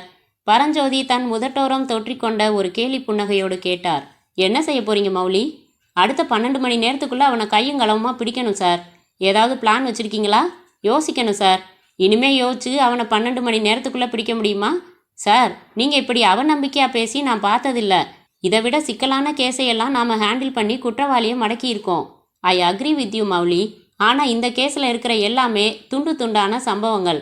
விஸ்வேஸ்வர், பங்கஜ்குமார் 2 பேரும் கொலை செய்யப்பட்டிருக்காங்க. தரணிதர் ஒரு விஐபி. அவரோட மகன் சகாதேவ் காணாமல் போய் 2 வாரத்துக்கு மேலாச்சு. அவன் எந்த திசையில் இருக்கான்னு கூட நம்மளால் ஸ்மெல் பண்ண முடியலை. நடந்து முடிஞ்ச எல்லா சம்பவங்களோடும் ஆக்ரா சம்மந்தப்பட்டிருக்கு. போதாக்குறைக்கு வெள்ளை இரவுகளும் கருப்பு பகலுங்கிற சங்கேத வார்த்தைகள் வேற. இவ்வளவு குழப்பங்களோட நாம் எது மாதிரியான பிளானை போட்டு எப்படி அந்த உதயச்சந்திரனை கார்னர் பண்ண போகிறோம்? தரணிதர் எனக்கு ஒரு நாளைக்கு 10 தடவையாவது ஃபோன் பண்ணி என்னோட மகன் சகாதேவை பற்றின ஏதாவது சாதகமான செய்தி உண்டான்னு கேட்குறாரு. என்னால் அவருக்கு பதில் சொல்ல முடியல. தரணிதர் இப்போ மனம் ஒடிஞ்சு போன நிலைமையில இருக்காரு. இப்படியே இருந்தார்னா அவரோட மனநலம் கூட பாதிக்கப்படலாம். பரஞ்சோதி ஒரு தார்மீக கவலையோடு பேசிக்கொண்டு இருக்கும்போதே அவருடைய செல்போன் அழைத்தது. எடுத்து பார்த்தார். ஆக்ராவிலிருந்து குறிஞ்சி. ஆர்வமாய் காதுக்கு ஒற்றினார். படபடத்த குரலில் கேட்டார். என்ன குறிஞ்சி, ஏதாவது உபயோகமான தகவல் உண்டா? Sorry sir. எதுக்கு சாரி? அந்த விஸ்வேஸ்வரோட உதவியாளர் சந்தீப் தாஸ் சந்தேக வட்டத்துக்குள்ளே இருக்கான்னு நேற்றுக்கு உங்ககிட்ட சொன்னேன் சார். ஆமாம். இன்னைக்கு தற்கொலை பண்ணிட்டான் சார். என்னது, தற்கொலையா? ஆமாம் சார். அவன் வீட்டுக்கு முன்னாடி சின்னதாக கூட்டம். அந்த கூட்டத்துக்குள்ளே தான் நானும் இருக்கேன். போலீஸ் வந்தாச்சு. என்கொயரி போயிட்டுருக்கு. குறிஞ்சி சார், அது தற்கொலை தானா? தற்கொலை தான் சார். லெட்டர் எழுதி வச்சுட்டு தான் செத்து போயிருக்கான். லெட்டரில் 2 வரி தான். என்ன எழுதியிருக்கான்? போலீஸ் துறைக்கு என் தற்கொலைக்கு நான் தான் காரணம். என் மரணம் பலரை வாழ வைக்கும் என்பதால் நான் சாகிறேன். குறிஞ்சி, இனி நீ ஆக்ராவில் இருக்காத, சென்னைக்கு புறப்பட்டு வந்துடு. இனிமே நமக்கு இங்கே தான் வேலை. அத்தியாயம் 16. இரவு 8 மணி. தரணிதர் தன் உள்ளங்கையில் இருந்த பிபி மாத்திரையையும் சுகர் மாத்திரையையும் வாயில் போட்டுக்கொண்டு தண்ணீர் குடித்த வினாடி அரைக்கதவு மெலிதாய் தட்டப்படும் சத்தம் கேட்டது. டம்ளரை டீப்பாய் மேல் வைத்தவர் ஒரு பெருமூச்சோடு தளர்வாய் மெல்ல எழுந்து போய் கதவை திறந்தார். வெளியே ஸ்பெஷல் ஸ்குவாட் அதிகாரிகள் திவாகரும் மௌலியும் நின்றிருந்தார்கள். திவாகர் விஷ் செய்தபடி பேசினார். Sorry for the disturbance sir. Commissioner உடனடியாக உங்களை பார்த்து ஒரு விஷயத்த கன்வே பண்ணிட்டு வரும்படி சொன்னாரு. செல்போனில் பேச வேணாம், நேரடியாக போங்கன்னு சொன்னதால புறப்பட்டு வந்தோம். வீட்டில் வேலைக்காரங்க யாரும் இல்லையா சார்? குக்கு ஒருத்தன் இருக்கான், அவன் எப்பவும் கிச்சனில் தான் இருப்பான். என்னோட பிஏ ராமபத்ரன் ஒரு வேலையாக வெளியே போயிருக்காரு. அரை மணி நேரத்துக்குள்ளே வந்துருவாரு. உள்ளே வாங்க. என்னோட சன் சகாதேவ் பற்றி ஏதாவது தகவல் கிடைச்சதா? தகவல் கிடைக்க போய் தான் வந்திருக்கோம் சார். சொல்லுங்க, அவன் எங்கே இருக்கான்? சகாதேவ் எங்கே இருக்காருன்னு நாங்கள் சொல்கிறதுக்கு முந்தி நீங்கள் எங்ககிட்ட சில உண்மைகளை சொல்ல வேண்டியிருக்கும் சார். என்ன உண்மைகள்? உட்காந்து பேசலாமா? ப்ளீஸ். உட்கார்ந்தார்கள். மௌலி தரணிதரை உன்னிப்பாய் பார்த்தபடி கேட்டார். ஐஎன்எல்பிசிக்கும் உங்களுக்கும் என்ன தொடர்பு? ஐஎன்எல்பிசி அப்படின்னா? இந்த எழுத்துக்களுக்கு என்ன அர்த்தம்னு உங்களுக்கு தெரியாதா? தெரியாது. சாரி சார், நீங்கள் பொய் பேச ஆரம்பிச்சிட்டீங்க. நாங்களும் இனி பொய்யத்தான் பேச வேண்டியிருக்கோம். தரணிதர் முகம் மாறினார். என்ன, இன்னைக்கு உங்கள் பேச்சும் நீங்கள் நடந்துக்கிற முறையும் வித்தியாசமாக இருக்கு. என்ன செய்கிறது சார், எல்லா நாட்களும் ஒரே மாதிரி இருக்கிறது இல்லையே. உங்கள் மகன் எங்கே இருக்கான்னு நீங்கள் தெரிஞ்சுக்க ஆசைப்பட்டா நீங்கள் உண்மையை பேசியாகணும், வேற வழி இல்லை. இறுகி போன முகத்தோடு தரணிதர் மௌனமாயிருக்க மௌலி கேட்டார், குரலில் கடுமை. ஐஎன்எல்பிசின்னா உங்களுக்கு தெரியுமா தெரியாதா? தெரியும். என்னன்னு சொல்லுங்க பார்ப்போம். தரணிதர் தயங்கி விட்டு சொன்னார். International betting of cricket. Diwakar புன்னகைத்தார். சரியா சொல்லிட்டீங்க. இதுக்கு தமிழில் என்ன அர்த்தம்னு பார்ப்போமா? சர்வதேச கிரிக்கெட் சூதாட்டம். சரியா? தரணிதர் கோபமாய் இருவரையும் பார்த்தார். இப்போ அதுக்கு என்ன? அந்த சர்வதேச கிரிக்கெட் சூதாட்டம்ங்கிற அமைப்பில் நீங்களும் ஒரு மெம்பர், சரியா? திவாகர் கேட்க கோப சிவப்போடு நிமிர்ந்தார் தரணிதர். யார் சொன்னது? இவர் சொன்னாரு. திவாகர் புன்னகையோடு தன் இடுப்பில் இருந்த ரிவால்வரை எடுத்து காட்டினார். தரணிதர் மிரண்டு போய் எழ முயல திவாகர் கையமர்த்தினார். உட்காருங்க சார். ஒரு ரிவால்வருக்கு போய் எந்திரிச்சு நின்று மரியாதை தர்றது என்ன நியாயம்? என்ன, 2 பேர் விளையாடுறீங்களா? விளையாடினது நாங்கள் இல்லை சார், பல பேரோட வாழ்க்கையில் நீங்கள் தான். இந்த உலகத்தில் எந்த நாட்டில் கிரிக்கெட் நடந்தாலும் சரி, ஸ்பாட் ஃபிக்ஸிங்குக்கு ஏற்பாடு பண்ணி கோடி கோடியாக சம்பாதிக்கிற நபர்களில் நீங்களும் ஒருத்தருங்கிற உண்மை எங்களுக்கு தெரியும். வியர்த்த முகமாய் தரணிதர் கத்தினார். பொய், எல்லாம் பொய். நான் கமிஷனர்கிட்ட பேசிக்கிறேன். நீங்கள் கமிஷனர்கிட்ட பேச முடியாது. ஏன்னா நாங்கள் இங்கே வந்ததே அவருக்கு தெரியாது. இது எங்களோட தனிப்பட்ட விசாரணை. இந்த விசாரணைக்கு நீங்கள் ஒத்துழைப்பு தராத பட்சத்தில் என்னோட கையில் இருக்கிற ரிவால்வருக்கு வேலை கொடுக்க வேண்டியிருக்கும். யூ என்று ஆத்திரம் தணியாமல் கத்தியவர் 2 கைகளாலும் தலையை பிடித்து கொண்டார். என்ன மிஸ்டர் தரணிதர், தலைவலியா? சூடா காபி சாப்பிட்றீங்களா? சொன்ன திவாகர் அறைக்கு வெளியே எட்டி பார்த்து குரல் கொடுத்தார். ராமபத்ரன் சார். வெளியே நின்றிருந்த ராமபத்ரன் மெல்ல அறைக்குள் நுழைந்தார். தரணிதர் அதிர்ச்சியில் இருக்க மௌலி குறுக்கிட்டார். என்ன தரணிதர், திகச்சு போயிட்டீங்க? ராமபத்ரன் இன்னும் கொஞ்ச நேரத்துக்கு எங்களுக்கு தான் பிஏவா இருப்பாரு. ராமபத்ரன் சார், குக்கு நாராயணன் கிட்ட சொல்லி சூடா 3 காப்பி கொண்டு வர சொல்லுங்க. இதோ. ராமபத்ரன் வெளியேறி போக திவாகர் தன் கையில் இருந்த ரிவால்வரால் தரணிதரின் தோளை தொட்டார். உங்க பிஏ ராமபத்ரன், குக்கு நாராயணன் 2 பேருமே கட்சி மாறி 2 மாசமாச்சு. ஒரு சிலையைப் போல அப்படியே அசையாமல் உட்கார்ந்திருந்த தரணிதர் தன் வியர்வை முகத்தை டவலால் ஒற்றிக்கொண்டே கேட்டார். இப்போ உங்களுக்கு என்ன வேணும்? உங்கள் ஹோட்டலில் கொலை செய்யப்பட்ட விஸ்வேஸ்வரையும் சவுகார்பேட்டையில் கொலை செய்யப்பட்ட பங்கஜ்குமாரையும் உங்களுக்கு தெரியுமா தெரியாதா? தெரியும். யார் அவங்க? புரோக்கர்ஸ், அதாவது கிரிக்கெட் சூதாட்ட புரோக்கர்ஸ். ஆமாம். ஸ்பாட் ஃபிக்ஸிங்கில் இவங்களோட பங்கு என்ன? இந்தியாவில் எந்த ஊரில் கிரிக்கெட் மேட்ச் நடந்தாலும் ஸ்பாட் ஃபிக்ஸிங், மேட்ச் ஃபிக்ஸிங் பண்ணுறது எல்லாமே அவங்க தான். அதாவது எத்தனையோ குடும்பங்களை பொருளாதார ரீதியாக சீரழிக்கிறதும் கிரிக்கெட்டை தங்களோட உயிராக நினச்சி பார்க்குற அப்பாவி ரசிகர்களை ஏமாத்துறதும் அவங்க வேலை, அப்படித்தானே? தரணிதர் தலை குனிந்து உட்கார்ந்திருந்தார். மௌலி தொடர்ந்து கேட்டார். இந்த கிரிக்கெட் சூதாட்டத்தில் நீங்கள் இது வரைக்கும் ஒரு 1000 கோடி ரூபாய் சம்பாதிச்சிருப்பீங்களா? அவ்வளவு இருக்காது. பின்ன ஒரு 500 கோடியாவது இருக்குமா? அது சொல்லுங்க, ஒரு 200 கோடி இருக்கும். அதில் ஒரு 10 கோடி ரூபாயை பிரதமர் நிவாரண நிதிக்கு கொடுக்க உங்களுக்கு மனசு வரல பார்த்தீங்களா? என்ன பார்க்குறீங்க தரணிதர்?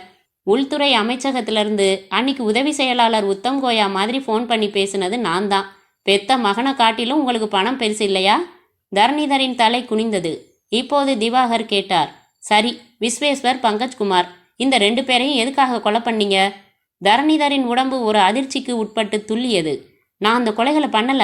நீங்க பண்ணலன்னா வேற யார்? எனக்கு தெரியாது. 2 பேரும் கொலை செய்யப்பட்ட இடத்துல சில வெள்ளை இரவுகளும் ஒரு கருப்பு பகலுங்கிற வாசகங்கள் இருந்ததே, அதுக்கு என்ன அர்த்தம்? அது சொல்லுங்க. இனி எதையும் மென்னு முழுங்காதீங்க, அது அஜீர்ணமாயிடும். வெள்ளை இரவுகள்ங்கிற வார்த்தைக்கு மட்டும் எனக்கு அர்த்தம் தெரியும், கருப்பு பகல்ங்கிற வார்த்தைக்கு தெரியாது. சரி, அது என்ன வெள்ளை இரவுகள்? அது ஒரு சங்கேத வார்த்தை. ராத்திரி நேரங்களில் பட்டப்பகல் மாதிரியான மின்சார வெளிச்சத்தில் நடக்கிற கிரிக்கெட் மேட்சுகளை வெள்ளை இரவுகள்ங்கிற வார்த்தையை உபயோகப்படுத்தி விஷயங்களை ஒருத்தருக்கு ஒருத்தர் பரிமாறிக்குவோம். தரணிதர் கம்மி போன குரலில் சொல்லிக்கொண்டு இருக்கும்போதே ராமபத்ரனும் கூக்கு நாராயணனும் உள்ளே வந்தார்கள். நாராயணனின் கையில் ஒரு ட்ரே, அதில் நுரை ததும்பும் காப்பியோடு 3 கோப்பைகள். தரணிதர் நாராயணனை கோபமாய் முறைக்க அவன் வெற்றிலை சீவலின் உதவியால் சிவந்த வாயோடு சிரித்தான்.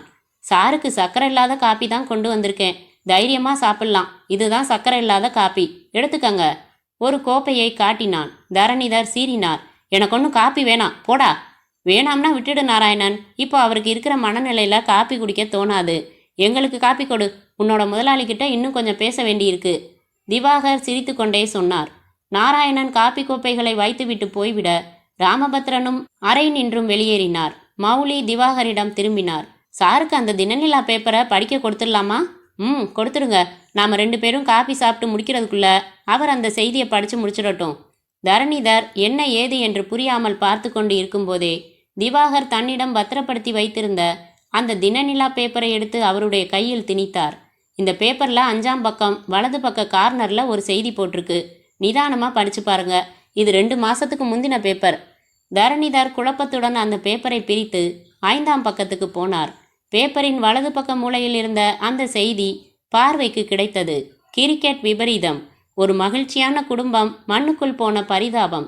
இது பற்றி கூறப்படுவதாவது: சென்னை விருகம்பாக்கத்தை சேர்ந்தவர் செண்பகராமன், வயது 45. அவருடைய மனைவி மல்லீஸ்வரி, வயது 39. இவர்களுக்கு ஜெகன் வயது 20, பூங்கொடி வயது 16, பொற்கொடி வயது 14 என்று ஒரு மகனும் 2 மகள்களும் உள்ளனர். இதில் ஜெகன் சென்னையில் உள்ள ஒரு பொறியியல் கல்லூரியில் 3ஆம் ஆண்டு BE படித்து வந்தார். இவருடைய தங்கைகளான பூங்கொடியும் பொற்கொடியும் விருகம்பாக்கத்தில் உள்ள ஒரு பெண்கள் பள்ளிக்கூடத்தில் படித்து வந்தனர்.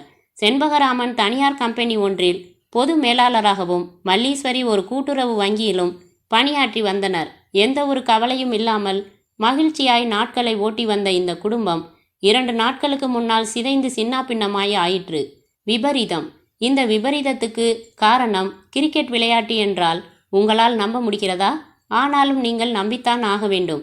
2 நாட்களுக்கு முன்னால் மும்பை வான்கடே மைதானத்தில் இந்தியாவுக்கும் ஆஸ்திரேலியாவுக்கும் இடையில் சாம்பியன் கோப்பைக்கான ஃபைனல்ஸ் கிரிக்கெட் போட்டி நடந்தது. கிரிக்கெட் பிரியரான ஜெகன் தன் வீட்டில் நண்பர்களோடு உட்கார்ந்து விளையாட்டை ரசித்து பார்த்துள்ளார். 50 ஓவர் கொண்ட இந்த போட்டி பகல் இரவு ஆட்டமாக நடந்தது. முதலில் பேட் செய்த ஆஸ்திரேலியா அணி 175 ரன்கள் மட்டுமே எடுத்திருந்த நிலையில் இந்தியா 2வதாக ஆட ஆரம்பித்தது. முதல் 125 ரன்கள் எடுக்கும் வரை விக்கெட் எதுவும் இழக்காமல் இருந்த இந்திய அணி வெற்றிக்கான 50 ரன்களை எடுப்பதற்குள் அனைத்து விக்கெட்டுகளையும் இழந்து பரிதாபமான முறையில் தோல்வியடைந்தது. இதனால் இந்தியா சாம்பியன் கோப்பைகளை பறிகொடுத்தது. ஜெகன் கண்ணீர். இந்த தோல்வியை தாங்கிக் கொள்ள முடியாத ஜெகன் கண்ணீர் விட்டு அழுதார். நண்பர்கள் ஆறுதல் கூறியும் சமாதானம் அடையவில்லை. மறுநாள் காலை அம்மா மல்லீஸ்வரி சாப்பிட அழைத்தும் அவர் போகவில்லை. ஜெகன் தானாகவே சமாதானமாகிவிடுவார் என்று நினைத்து கொண்டிருந்த போது ஜெகன் திடீரென்று மொட்டை மாடிக்கு ஓடிப்போய் அங்கிருந்து கீழே குதித்தார். 4வது மாடியில் இருந்து விழுந்ததால் ஜெகன் உடல் சிதறி சம்பவ இடத்திலேயே இறந்து போனார். பெற்றோர் கதறல். தங்களுடைய ஒரே மகன் கண் முன்னாலேயே உடல் சிதறி இறந்து போனதை செண்பகராமனாலும் மல்லீஸ்வரியாலும் தாங்கிக் கொள்ள முடியவில்லை. அவர்கள் கதறி அழுதது நெஞ்சை உருக்குவதாக இருந்தது. ஜெகனின் உடலை மார்ச்சுவரிக்கு எடுத்து போக ஆம்புலன்ஸ் வந்தபோது செண்பகராமன் மல்லீஸ்வரி இருவரும் தங்களுடைய 2 மகள்களையும் இழுத்து கொண்டு அறைக்குள் ஓடினர். 4 பேரும் உடம்பில் மண்ணெண்ணெயை ஊற்றிக்கொண்டு தீ வைத்து கொண்டனர். இதில் 4 பேர்களின் உடம்பும் கருகியது. அக்கம் பக்கத்தில் உள்ளவர்கள் கதவை உடைத்து உள்ளே போய் உயிருக்கு போராடி கொண்டிருந்த 4 பேரையும் அருகில் இருந்த மருத்துவமனைக்கு கொண்டு போய் சேர்த்தனர். ஆனால் சிகிச்சை பலனின்றி 4 பேரும் இறந்தனர். கிரிக்கெட் ரசிகர்கள் கொந்தளிப்பு. இதற்கிடையில் கிரிக்கெட் இறுதிப் போட்டியில் இந்தியா ஆஸ்திரேலியாவிடம் தோல்வியடைந்ததற்கு காரணம் மேட்ச் பிக்சிங் எனப்படும் கிரிக்கெட் சூதாட்டம்தான் என்று தெரிய வந்துள்ளது. INLBC என்கிற கிரிக்கெட் சூதாட்ட அமைப்பு இதன் பின்னணியில் இருந்து கொண்டு செயல்பட்டதாகவும் 1000 கோடி ரூபாய் அளவில் கிரிக்கெட் சூதாட்டம் நடைபெற்றுள்ளதாகவும் தெரிய வந்துள்ளது. இந்தியாவில் உள்ள முக்கிய நகரங்களான டெல்லி, மும்பை, கொல்கத்தா, சென்னை, ஆக்ரா, கான்பூர், பெங்களூர், ஹைதராபாத் போன்றவை ஒன்றோடு ஒன்று இணைப்பு வைத்துக்கொண்டு இடைத்தரகர்கள் மூலமாக இந்த கிரிக்கெட் சூதாட்டம் நடைபெற்றுள்ளது. இந்த இடைத்தரகர்களில் பெரும்பாலோர் அரசியல் செல்வாக்கு பெற்றவர்கள், கிரிக்கெட் போர்டில் பதவி வகிப்பவர்கள். இந்தியா கிரிக்கெட்டில் தோற்றதால் இந்த குள்ளநரிகளுக்கு கோடிக்கணக்கான ரூபாய் கிடைத்தது. அவர்களை பொறுத்தவரைக்கும் இது ஒரு சந்தோஷமான நாள். செண்பகராமனின் குடும்பத்தை பொறுத்தவரைக்கும் இது ஒரு கருப்பு நாள். வருங்காலத்தில் இது போன்ற கருப்பு நாட்கள் தொடரக்கூடாது. கிரிக்கெட் ஒரு உணர்வுபூர்வமான விளையாட்டு. அந்த விளையாட்டு உண்மையாகவும் நேர்மையாகவும் விளையாடப்பட வேண்டும். இல்லையென்றால் இது எதிர்காலத்தில் ஒரு விபரீத விளையாட்டாக விஸ்வரூபம் எடுத்துவிடும். தினநிலா பேப்பரில் வெளியாகியிருந்த செய்தி முழுவதையும் தரணிதர் படித்து முடித்து இருந்தபோது அவருடைய முகம் ரத்தமின்றி வெளிரி போயிருந்தது. மௌலி கேட்டார், இப்போ உங்களுக்கு புரிஞ்சிருக்குமே பிளாக் டே எதுன்னு. பணம் சம்பாதிக்க எவ்வளவோ நேர்மையான வழிகள் இருக்கும்போது இப்படிப்பட்ட ஒரு இருட்டான வழி தேவைதானா? தரணிதரின் குரல் நடுங்கியது. சாரி, தப்பு பண்ணிட்டேன். இது தப்பு இல்ல, குற்றம். ஒரு குடும்பத்தையே கொலை பண்ணின குற்றம். இதுக்கு மன்னிப்பு கிடையாது, தண்டனை தான். தண்டனையா? கிரிக்கெட் சூதாட்டத்தோட இடைத்தரகர்களான விஸ்வேஸ்வரையும் பங்கஜ்குமாரையும் எது மாதிரியான முறையில் நாங்கள் தண்டிச்சோமோ அதே மாதிரி தான் உங்களையும் தண்டிக்க போகிறோம். என்ன அப்படி பார்க்குறீங்க? அந்த 2 பேரையும் தீர்த்து கட்டினது நாங்கள் தான். நீங்கள் நினச்சிக்கிட்டு இருக்கிற மாதிரி உதயச்சந்திரன் கிடையாது. தரணிதர் முதுகுத்தண்டில் உறைந்து போக மௌலி தொடர்ந்தார். விஸ்வேஸ்வரையும் பங்கஜ்குமாரையும் தீர்த்து கட்டினது உதயச்சந்திரன் தானே. இவன் என்ன புதுசா இப்போ கதை சொல்கிறானேன்னு பார்க்குறீங்களா? உதயச்சந்திரன் ஒருத்தன் 15 நாட்களுக்கு முன்னாடி வரை உயிரோட இருந்தான். இப்போ அவன் உயிரோட இல்லை. எப்படின்னு கேட்குறீங்களா? சொல்கிறேன், கவனமாக கேட்டுக்கங்க. 15 நாளைக்கு முன்னாடி பேசின் பிரிட்ஜ் ரயில் நிலையத்துக்கு வெளியில் நாங்கள் 2 பேரும் ஒரு கேஸ் விஷயமா போர்ட்டர் ஒருத்தரை விசாரிக்கிறதுக்காக காத்துக்கிட்டு இருந்தோம். அந்த சமயத்தில் தான் இருட்டில் ஒருத்தன் தண்டவாளங்களை தாண்டி எகிரி குதித்து வேக வேகமாக ஓடி வந்துக்கிட்டு இருந்தான். நாங்கள் 2 பேரும் யூனிஃபார்மில் இல்லாதனால அவன் தைரியமாக நாங்கள் இருக்கிற பக்கமாக ஓடி வந்தான். பிடிச்சு மடக்கினோம். எதுக்காக இப்படி ஓடி வர்றன்னு கேட்டோம். நாங்கள் கேட்ட கேள்விக்கு அவன் முன்னுக்கு பின்னா பதில் சொல்லவும் எங்களுக்கு சந்தேகம் வந்தது. ஆள் கிரிமினலாக இருப்பான்னு மனசுக்கு பட்டது. வெடிகுண்டு புரளிக்காக சேரன் எக்ஸ்பிரஸ் பேசின் பிரிட்ஜ் ஸ்டேஷனில் நின்றுக்கிட்டு இருக்கிற விஷயம் எங்களுக்கு தெரிஞ்சுது. அவனை ஜீப்பில் ஏற்றிக்கிட்டு ஸ்டேஷனுக்கு புறப்பட்டோம். நான் ஜீப்பை ஓட்ட திவாகர் அவங்கிட்ட விசாரணை பண்ணிக்கிட்டே வந்தார். திவாகரோட மூர்க்கமான அடிக்கு பயந்து அவன் தன்னோட பெயர் உதயச்சந்திரன்கிறதையும் ஆக்ராவில் கடந்த 4 வருஷ காலமாக ஒரு கூலிப்பட ஆளாக இருந்ததையும் ஆக்ரா போலீஸ் அவனை ஸ்மெல் பண்ணிட்டதால அங்கேருந்து சென்னைக்கு புறப்பட்டு வந்ததாகவும் சொந்த ஊர் சேலத்துக்கு பக்கத்தில் இருக்கிற வாழப்பாடிங்கிறதையும் சொன்னான். மேலும் ஏதாவது விவரம் கிடைக்குமாங்கிற வேகத்தில் திவாகர் உதயச்சந்திரனை தாக்கவும் அடிப்படாத இடத்துல பட்டு உதயச்சந்திரன் உயிரை விட்டுட்டான். இந்த விஷயத்தை முறைப்படி டிபார்ட்மெண்ட்டுக்கு தெரியப்படுத்திடலாம்னு நினச்ச போது தான் எங்களுக்கு அந்த யோசனை வந்தது. திவாகர் இப்போது குறுக்கிட்டார். என்ன யோசனைன்னு கேட்குறீங்களா? நான் அதை சொல்கிறேன். கிரிக்கெட் சூதாட்டத்தில் உங்களுக்கு ஒரு முக்கிய பங்கு இருக்கிறதா டெல்லி உளவுத்துறையிலிருந்து சென்னை போலீஸுக்கு தகவல் கிடைச்சதும் அது சம்பந்தப்பட்ட தகவல்களை திரட்ட கமிஷனர் ஒரு ஸ்குவாடை நியமிச்சாரு. அந்த ஸ்குவாடில் 3 பேர் தான். நான், மௌலி, குறிஞ்சி. நாங்கள் 3 பேரும் எவ்வளவோ ஹார்ட் ஒர்க் பண்ணியும் உங்களை பற்றின சூதாட்ட தகவல்கள் கிடைக்கல. உங்களை க்ளோஸாக ஃபாலோ அப் பண்ணி பார்த்தபோது தான் உங்களுக்கும் உங்கள் மகனுக்கும் மும்பையில் உள்ள ஒரு 5 ஸ்டார் ஹோட்டலை வாங்குற விஷயத்தில் கருத்து வேறுபாடு இருக்கிறது தெரிஞ்சுது. அந்த ஹோட்டலை வாங்கினாதான் நான் வீட்டுக்கு வருவேன்னு உங்கள் மகன் சகாதேவ் கோச்சிக்கிட்டு வீட்டை விட்டு வெளியே வந்தபோது நாங்கள் சகாதேவை ஃபாலோ பண்ணி எங்களை அடையாளம் கண்டுகொள்ளாதபடிக்கு அவரை கடத்தி ஒரு ரகசியமான இடத்துக்கு கொண்டு போய் இருட்டறையில் வச்சு விசாரணை நடத்திக்கிட்டு இருந்தோம். அந்த விசாரணையில் தான் உங்களோட கிரிக்கெட் சூதாட்ட விவரங்களும் உங்களோட சம்பந்தப்பட்ட இடைத்தரகர்கள் யார் யாருங்கிற விஷயமும் தெரிஞ்சுது. அதில் முக்கியமான இடைத்தரகர்கள் 2 பேர். ஒருத்தர் விஸ்வேஸ்வர், இன்னொருத்தர் பங்கஜ்குமார். விஸ்வேஸ்வர் ஆக்ராவிலிருந்து வந்து உங்களுக்கு சொந்தமான மேஃப்ளவர் ஹோட்டலில் தங்கியிருந்த போது அவரை தீர்த்து கட்டி ஒரு பாலித்தீன் ஷீட்டால் சுற்றி பக்கத்தில் இருந்த ஸ்டோர் ரூம் மாதிரியான அறைக்குள்ளே போட்டு வச்சோம். உங்களையும் உங்களோட கிரிக்கெட் சூதாட்டத்தில் ஈடுபட்டிருக்கிறவங்களையும் அதிர்ச்சி அடைய வைக்கிறதுக்காக சில வெள்ளை இரவுகளும் ஒரு கருப்பு பகலும்னு எழுதி வச்சோம். 2 நாள் இடைவெளி விட்டு பங்கஜ்குமாரையும் முடித்தோம். உங்களை போன்ற ஆட்களை கைது பண்ணி சட்டப்படி கோர்ட்டில் நிறுத்தி தண்டனை வாங்கி தரதுக்குள்ள கிரிக்கெட் விளையாட்டை உயிராகவும் கிரிக்கெட் வீரர்களை கடவுளாகவும் நினச்சிக்கிட்டு இருக்கிற ஜெகன் போன்ற இளைஞர்கள் பலியாவதை தடுக்க முடியாது. அதனால தான் சட்டத்தை நாங்கள் ஆயுதமாக எடுத்துக்கிட்டோம். இந்த கிரிக்கெட் சூதாட்டத்தில் ஈடுபட்டுள்ள இடைத்தரகர்கள் யார் யாருங்கிறத கண்டுபிடிக்கிற வேலையிலையும் இறங்கி ஒரு லிஸ்ட்டையும் தயார் பண்ணிட்டோம். லிஸ்ட் படி ஒவ்வொருத்தரையும் முடிக்க போகிறோம். இதையெல்லாம் பண்ணினது, இனிமே பண்ண போகிறது எல்லாமே உதயச்சந்திரன் தான்னு நம்ப வைக்கிறதுக்காக நாங்கள் அடைச்சி வச்சிருக்கிற சகாதேவ் கிட்ட இருட்டில் நின்று பேசும்போது உதயச்சந்திரன் பேரை உபயோகப்படுத்திக்கிட்டு இருக்கோம். இன்னும் 2 நாள் கழிச்சு சகாதேவை தப்பிக்க விட்டுடுவோம். அவன் தப்பிச்சு போகும்போது நீங்கள் உயிரோட இருக்க மாட்டீங்க.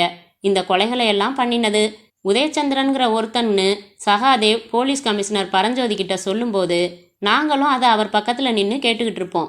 இப்போது மௌலி குறுக்கிட்டார்.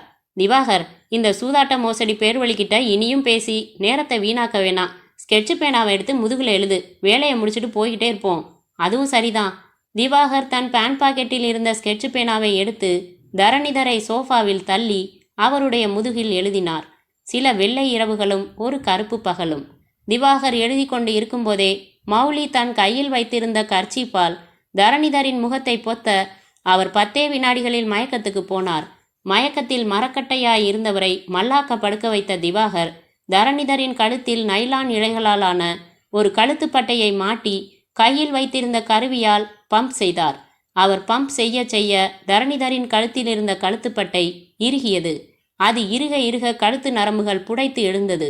சரியாய் 30 வினாடிகள். தரணிதரின் உதடுகள் தானாய் பிளந்து கொள்ள உள்ளே இருந்து இரத்தம் உமிழ்நீரோடு கலந்து வெளியே வந்து உதட்டோரம் ஒரு சிவப்பு நூல் மாதிரி வழிந்தது. மௌலி, ஆள் உயிரை விட்டுட்டாரு. நல்லா பார்த்துக்கோ. பார்த்துட்டேன். சரி, நம்ம பொருள்கள் எல்லாத்தையும் எடுத்துக்கோ. 2 பேரும் எல்லாவற்றையும் சேகரித்து கொண்டார்கள். ராமபத்ரன் சார். வெளியே நின்றிருந்த ராமபத்ரன் உள்ளே வந்தார். உங்கள் முதலாளிக்கு முக்தியை கொடுத்துட்டோம். ரொம்ப சந்தோஷம் சார். என்னோட அண்ணன் செண்பகராமனோட ஆத்மாவும் என்னோட அண்ணி மல்லீஸ்வரி, பையன் ஜெகன், பொண்ணுங்க பூங்கொடி பொற்கொடியோட ஆத்மாக்களும் இன்னைக்கு தான் சாந்தி அடைஞ்சிருக்கும். சரி, நாங்கள் கமிஷனர் ஆஃபீஸுக்கு புறப்படுறோம். போய் சேர எப்படியும் 20 நிமிஷம் நேரம் ஆயிடும். நீங்கள் 1 மணி நேரம் கழித்து கமிஷனருக்கு ஃபோன் பண்ணி தரணிதர் கொலை செய்யப்பட்டிருக்கிறதா அழுகையும் பதட்டமும் கலந்த குரலில் பேசணும். ராமபத்ரன் புன்னகைத்தார். நீங்கள் சொல்லவே வேணாம் சார். நான் எப்படி பேசணுமோ அப்படி பேசிடுறேன். கமிஷனரோட நீங்கள் 2 பேரும் மறுபடியும் இங்கே வரத்தானே போறீங்க. அப்போ பாருங்க என்னோட நடிப்பை. ராமபத்ரன் தோள் மீது கையை வைத்தார் திவாகர். இதுவரைக்கும் நீங்கள் கொடுத்த ஒத்துழைப்புக்கும் இனிமே நீங்கள் கொடுக்க போகிற ஒத்துழைப்புக்கும் எங்களுடைய நன்றி. நன்றி எனக்கு இல்லையா சார்? இருவரும் திரும்பி பார்த்தார்கள். குக் நாராயணன் நின்றிருந்தான். உன்னை மறக்க முடியுமா நாராயணன்? சொல்லிவிட்டு திவாகரும் மௌலியும் சிரித்தார்கள். அத்தியாயம் 17. Press meet. சகாதேவ் மழிக்காத மோவாயோடு நாற்காலியில் உட்கார்ந்திருக்க அவனுக்கு 2 பக்கமும் திவாகரும் மௌலியும் தெரிய கமிஷனர் பரஞ்சோதி மைக்கில் பேசிக் கொண்டிருந்தார். எதிரே பத்திரிகையாளர்களின் கூட்டம். சகாதேவ் 18 நாள் சிறைவாசத்திற்கு பிறகு அந்த உதயச்சந்திரனிடமிருந்து எப்படியோ தப்பித்து வந்தது நமக்கு மகிழ்ச்சியை அளித்தாலும் அவருடைய தந்தை தரணிதர் கொலையுண்டு மரணமடைந்த போது அவர் அருகில் இல்லாதது மிகப்பெரிய துரதிர்ஷ்டம். மொத்தம் 3 கொலைகள் ஒரே மாதிரியான முறையில் நடந்து இருக்கின்றன. இந்த கொலைகளுக்கு என்ன மோட்டிவேஷன் என்று தெரியவில்லை. உதயச்சந்திரன் பிடிபட்டால்தான் பத்திரிகையாளர்களான நீங்கள் கேட்கும் எல்லா கேள்விகளுக்கும் என்னால் பதில் சொல்ல முடியும். பத்திரிகை நிருபர்களில் ஒருவர் கேட்டார். அது என்ன சார், வெள்ளை இரவுகள் கருப்பு பகல்? கமிஷனர் பெருமூச்சு விட்டார். அந்த உதயச்சந்திரனுக்கே வெளிச்சம். அவனை எப்போது பிடிப்பீர்கள்? அவனை பிடிக்கும் பொறுப்பை திவாகர் மௌலியிடம் கொடுத்து இருக்கிறேன். இருவரும் சிறந்த போலீஸ் அதிகாரிகள். நாட்டில் அநியாயம் நடந்தால் அதை கண்டு பொறுக்காதவர்கள். இந்த துடிப்பான அதிகாரிகள் இதற்கு முன் எத்தனையோ கொலை குற்றவாளிகளை பிடித்தவர்கள். எனவே விரைவில் உதயச்சந்திரன் பிடிபடுவான். எனக்கு அந்த நம்பிக்கை இருக்கிறது. ஒரு நிருபர் குறுக்கிட்டார். சார், ஒரு சின்ன சந்தேகம். என்ன? நேற்றைக்கு இரவு ஒரு ஆங்கில டிவியின் சேனலில் ஒரு ஸ்க்ரோலிங் நியூஸ் போய்கொண்டிருந்தது. அதாவது ஆக்ராவில் இருந்து சென்னைக்கு வந்த விஸ்வேஸ்வர் தரணிதருக்கு சொந்தமான ஹோட்டலில் தங்கியிருந்த போதுதான் அவர் கொலை செய்யப்பட்டார். விஸ்வேஸ்வர் கொலை செய்யப்பட்ட அடுத்த சில நாட்களிலேயே விஸ்வேஸ்வரின் உதவியாளரான சந்தீப் தாஸ் தற்கொலை செய்து கொண்டார். அவர் தற்கொலை செய்து கொள்ள காரணம் நாடு முழுவதும் நடந்த கிரிக்கெட் சூதாட்டத்தில் அவர் ஒரு இடைத்தரகராய் இருந்து செயல்பட்டதாய் சொல்லப்படுகிறது. ஒருவேளை சென்னையில் நடந்த 3 கொலைகளுக்கும் காரணம் கிரிக்கெட் சூதாட்டமாய் இருக்கலாமோ? அந்த நிருபரின் பேச்சை கேட்டு திடுக்கிட்டு போன திவாகரும் மௌலியும் ஒருவரை ஒருவர் மௌனமாய் பார்த்து கொண்டார்கள். கமிஷனர் பரஞ்சோதி அந்த நிருபரை ஏறிட்டார். நானும் அந்த ஸ்க்ரோலிங் நியூஸை பார்த்தேன். அந்த செய்தியில் உண்மை இருக்கலாம். இது பற்றி சிபிசிஐடி போலீஸ் விசாரிக்கப் போகிறது. கொலையாளி எப்படியும் பிடிபடுவான் என்கிற நம்பிக்கை எனக்கு இருக்கிறது. கமிஷனர் சொன்னதை கேட்டு புன்னகை பூத்த முகங்களோடு திவாகரும் மௌலியும் கைகளை தட்டினார்கள். இனி வரும் நாட்களில் சட்டம் அவர்களை நெருங்குமா இல்லை நெருங்காதா? தினசரி பேப்பர் படியுங்கள், டிவியில் நியூஸ் பாருங்கள். என்றைக்காவது ஒரு நாள் அவர்கள் இருவரும் சட்டத்துக்கு முன்பாய் நிறுத்தப்படலாம், தண்டிக்கப்படலாம். பொறுத்திருந்து பார்ப்போம். முற்றும்.